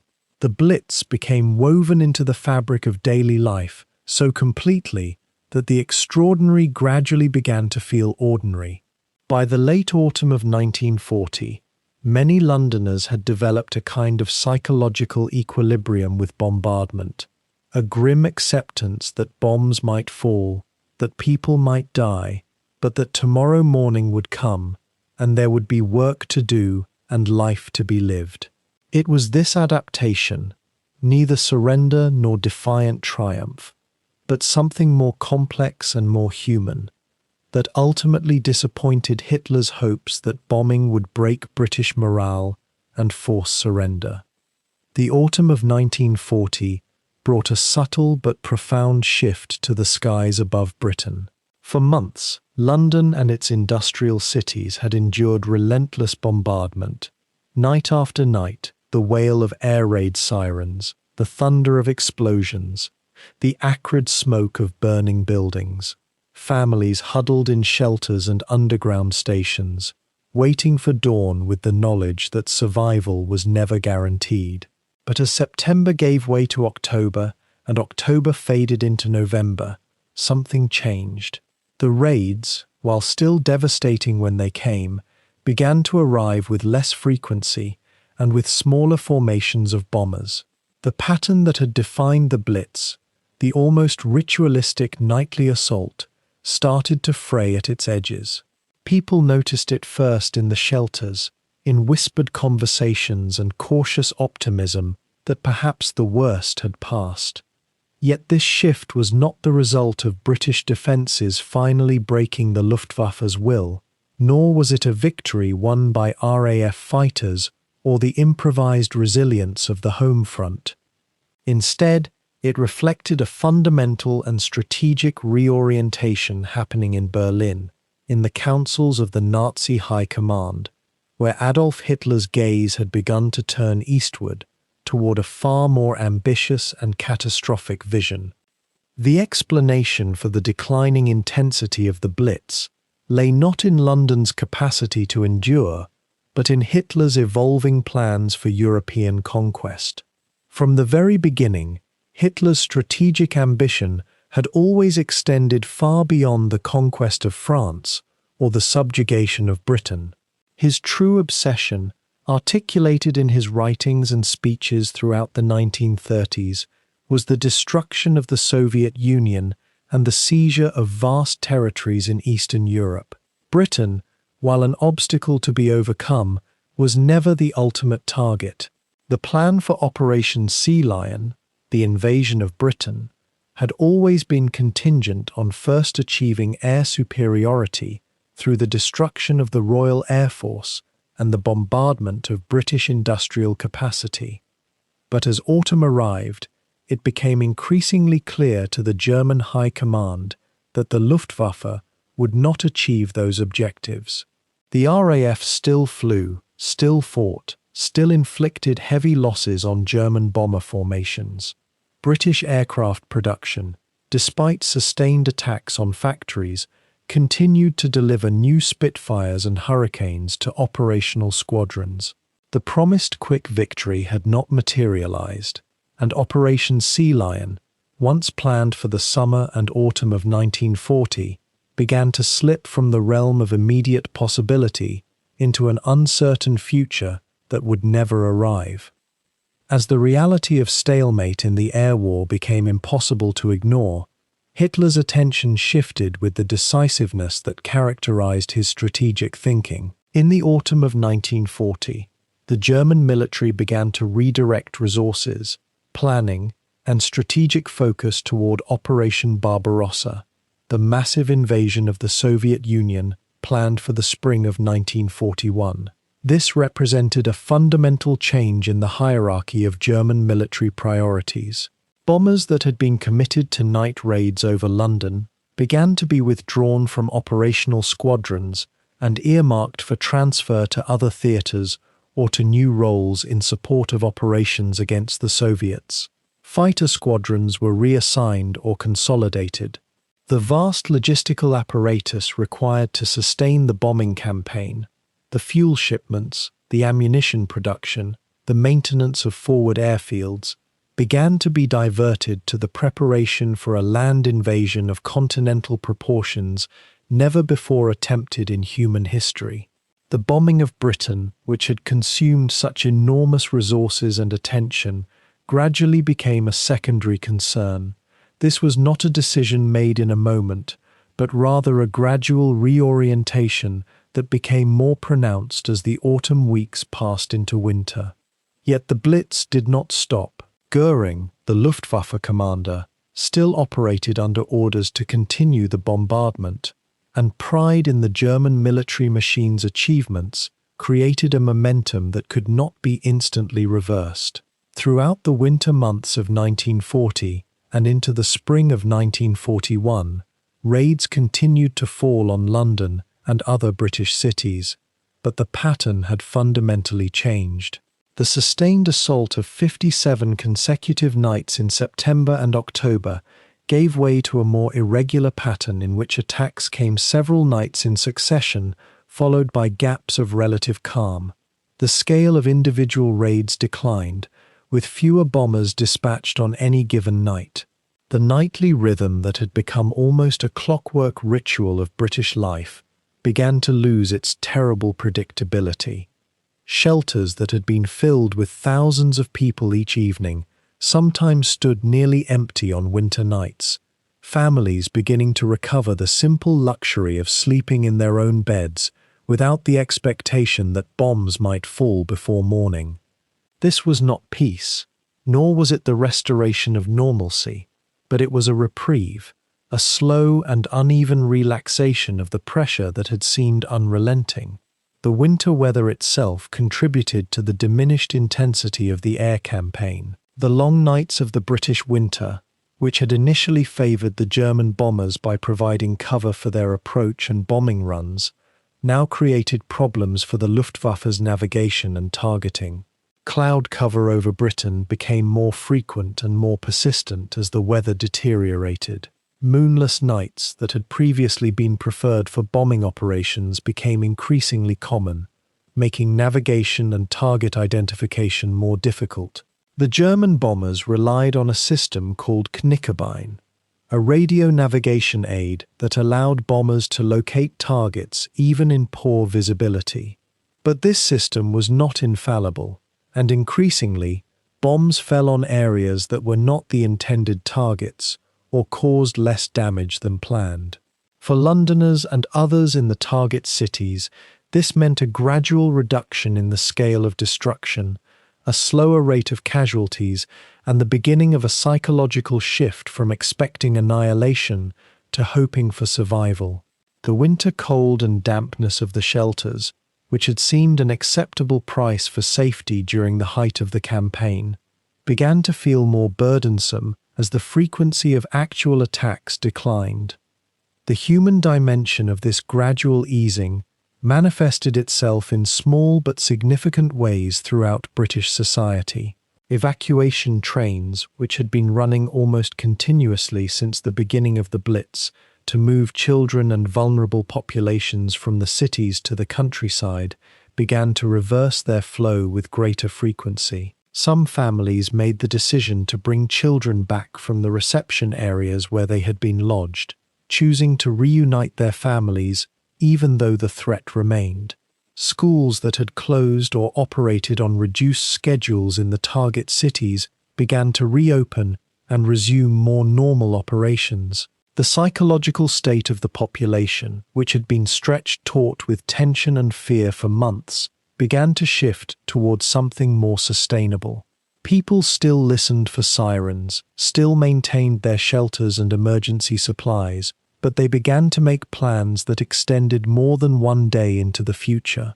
The question changed from whether survival through the night was possible to whether the Blitz might eventually end altogether.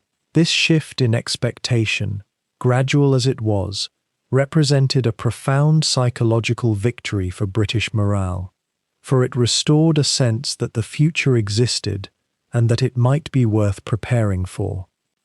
In January of 1941, the pattern of bombardment took a significant and strategic turn. German bombing began to focus more heavily on ports and shipping targets, particularly in the southwest of England, and on shipping in the English Channel. This shift reflected a new German strategy, a response to the growing success of British convoys in bringing vital supplies from North America and to the increasing threat posed by German U-boats operating in the Atlantic. The Luftwaffe, rather than continuing the campaign of area bombing designed to break civilian morale in London, turned its attention towards supporting the naval war in the Atlantic. This meant that London itself, while still within the range of German bombers, was no longer the primary target night after night. Raids on the capital continued, sometimes with considerable force, but they became episodes in a broader campaign rather than the main feature of German aerial strategy. For Londoners, this meant more nights of unmolested darkness, more opportunities for recovery and rest, and a growing sense that the worst of the bombardment had passed into history rather than existing as an ever-present threat to the future. The spring months of 1941 witnessed the continuation of this trend toward reduced intensity and frequency of German air attacks. March, April, and May brought occasional major raids, the bombing of Southampton, the attack on Plymouth, and continued operations against other industrial cities, but London itself received less attention than at any time since the beginning of the campaign 6 months earlier. By May of 1941, it became clear to military observers and to the British government that something fundamental had changed in German strategic planning. Intelligence reports, decoded German radio communications, and the observable patterns of German military movements all pointed toward the same conclusion. The Germans were preparing for a major military operation elsewhere, and the bombing campaign against Britain was being relegated to a secondary or even tertiary role in their overall strategic calculations. The knowledge that Hitler's attention was turning elsewhere brought a strange mixture of relief and apprehension. Relief because it meant that the immediate threat to British cities was diminishing, and apprehension because it suggested that Hitler was preparing for an even more ambitious and potentially more dangerous operation, one that would reshape the entire strategic world of the war. By the time summer arrived in 1941, the Blitz as a coordinated, systematic campaign had effectively ended, though the Luftwaffe retained the capability and occasionally the will to strike at British targets. The transition was not marked by a specific date or a final, dramatic conclusion. Rather, it was a gradual fading away, a diminishing that became apparent only in retrospect when analysts looked back at the statistics. The tonnage of bombs dropped, the number of bombers dispatched, the frequency of raids, and recognized a clear downward trend. The shelters that had been crowded with hundreds of thousands each night slowly emptied. The sense of perpetual danger that had seeped into the consciousness of the British population began to recede, not disappearing entirely, but becoming something that could be managed, rather than something that demanded constant vigilance and preparation. The fires that had lit the London sky night after night began to appear less frequently. The rescue workers and firefighters, who had battled through months of almost continuous emergency operations, could finally rest and begin to recover from the physical and emotional exhaustion of the campaign. What made this transition particularly striking was the manner in which it occurred without fanfare or formal announcement. There was no moment when the British government declared the Blitz officially over, no ceremony marking the end of bombardment. Instead, it happened gradually, almost imperceptibly, through the accumulation of quieter nights, the absence of disasters on a particular evening, the realization after a few days had passed without an air raid siren. Psychologically, this made the ending of the Blitz different from other major historical events. People could not point to a moment when the threat ended, only to a period when they realized the threat had receded. Some Londoners continued to sleep in shelters long after the bombing had effectively ceased, unable to trust that the danger had truly passed. Others, with the optimism of relief, quickly dismantled their shelters and attempted to return to some semblance of normal life. The absence of immediate catastrophe created space for other anxieties: the broader progress of the war, the news from other theaters, the long uncertainty of how and when the conflict would ultimately be resolved. The resources freed by the cessation of the bombing campaign were in fact redirected toward operations in the Soviet Union. In June of 1941, just as the spring campaign of bombing raids was reaching its conclusion, German forces launched Operation Barbarossa, the invasion of the Soviet Union. Hundreds of bombers, thousands of aircraft, millions of soldiers, and vast quantities of supplies were committed to this new offensive. The Luftwaffe, no longer required to maintain a sustained bombing campaign against Britain, could concentrate its forces on supporting the advancing German armies in the east. The strategic logic that had driven the bombing of Britain, the need to prepare the way for an invasion across the Channel, became irrelevant in the face of Hitler's new ambition to conquer Eastern Europe and destroy Bolshevism in what he envisioned as a war of annihilation. Britain, while still technically at war with Germany and still a threat that required watching, ceased to be the focus of German military planning and resources.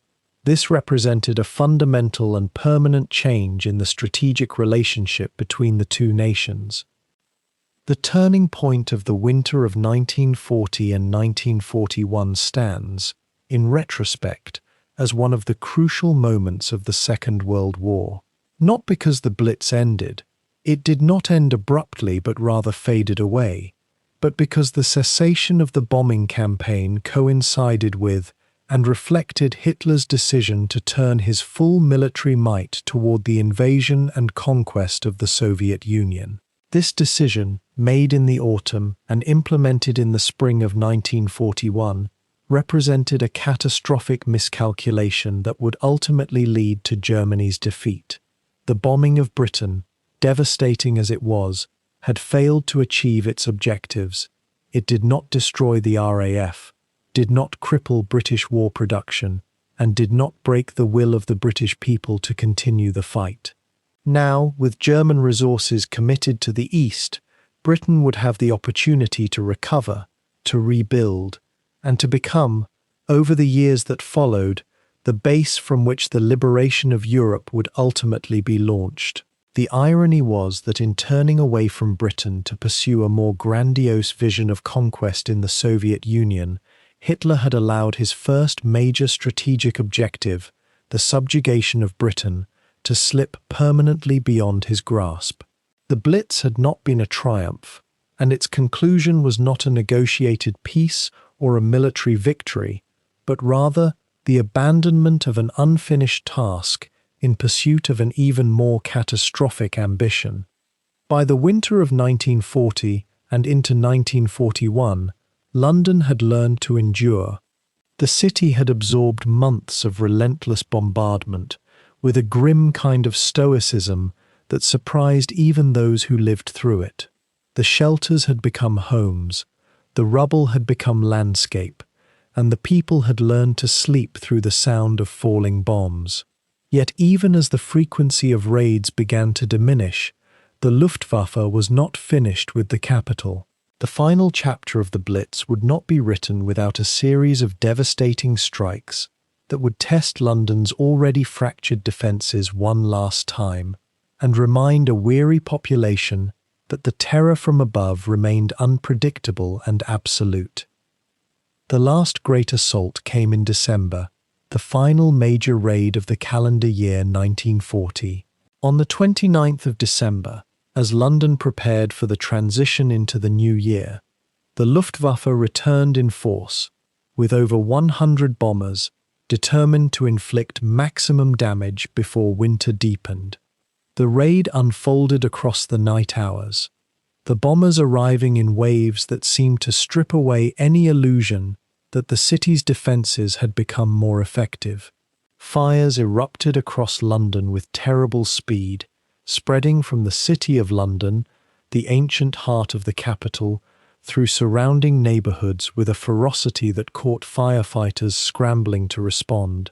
Water supplies froze in the winter cold, making the battle against the flames desperate and ultimately incomplete.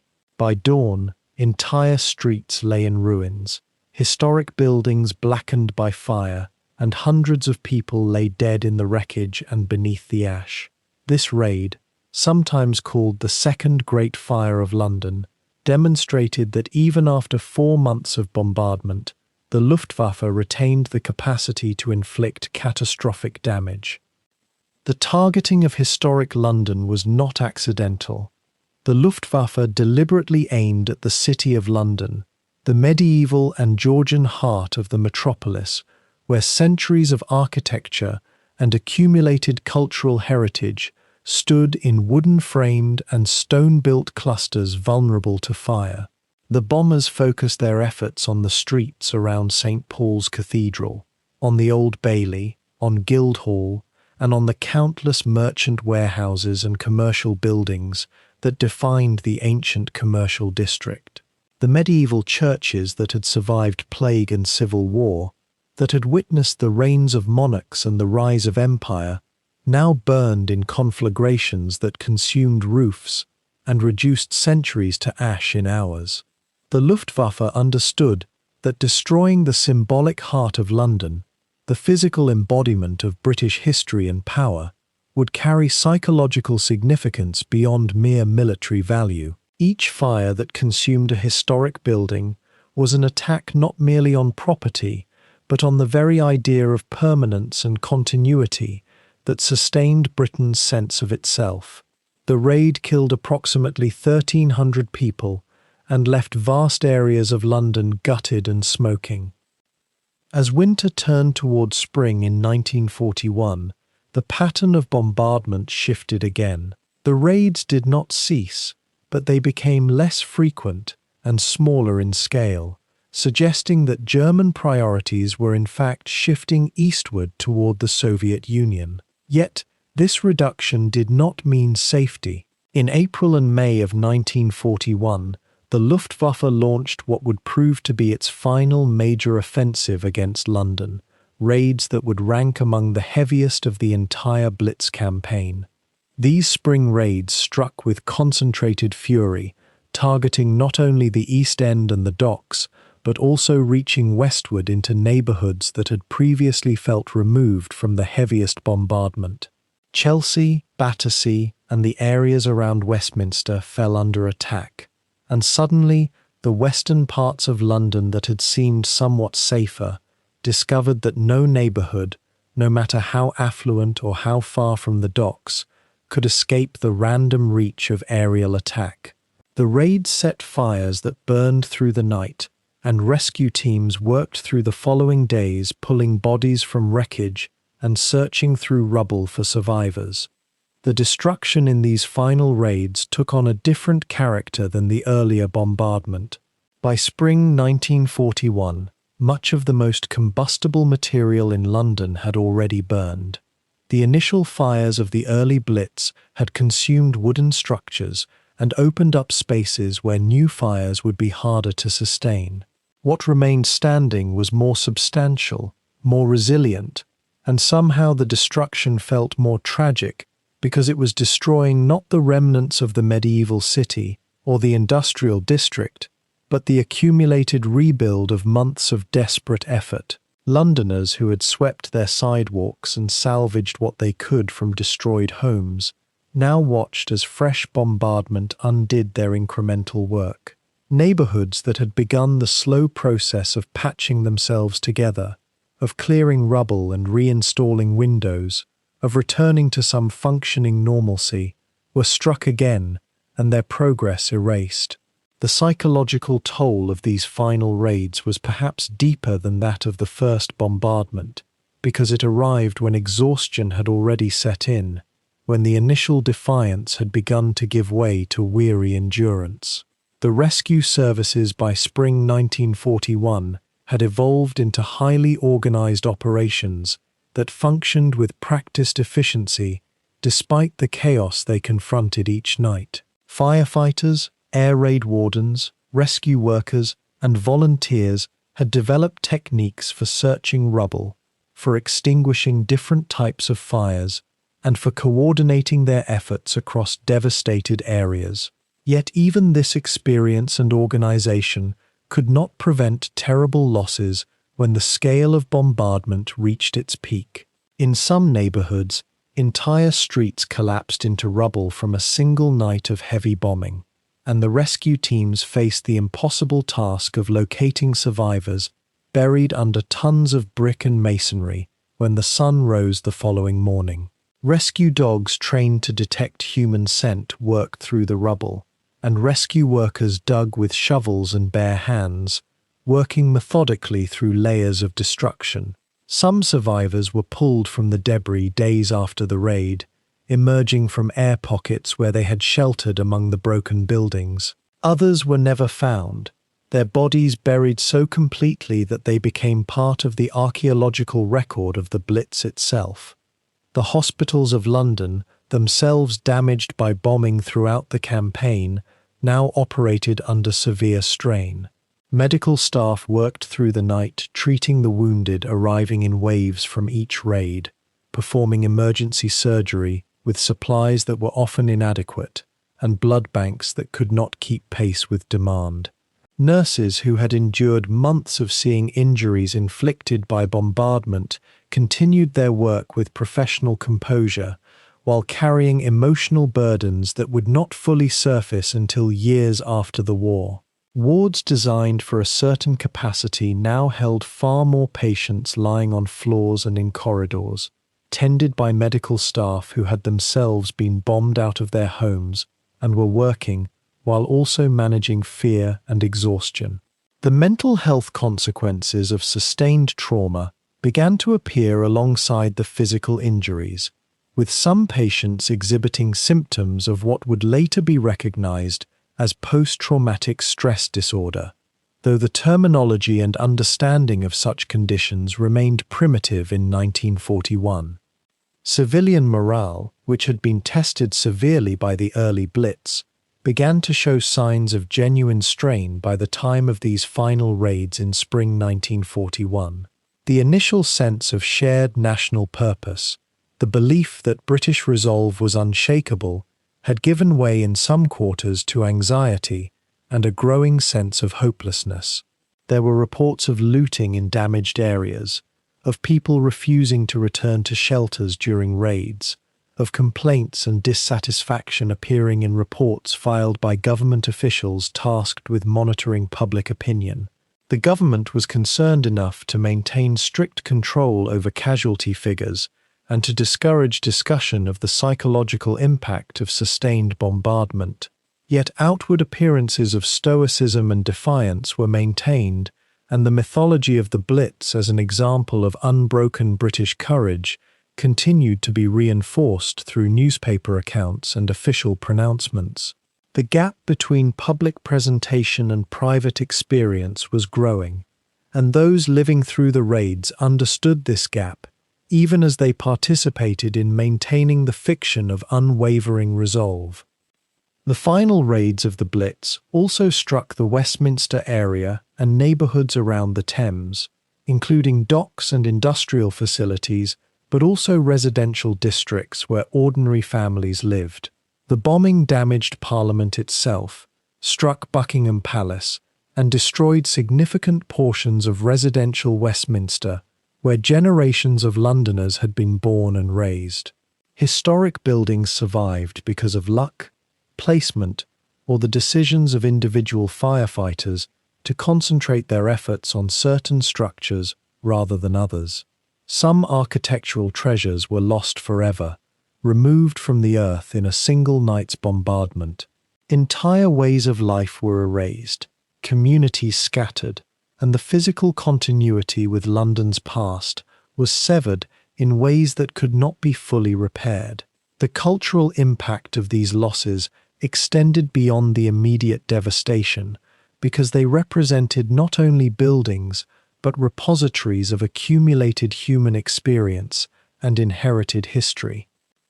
As April and May 1941 progressed, it became increasingly clear that this bombardment, while severe, would not continue at the intensity that had characterized the preceding months.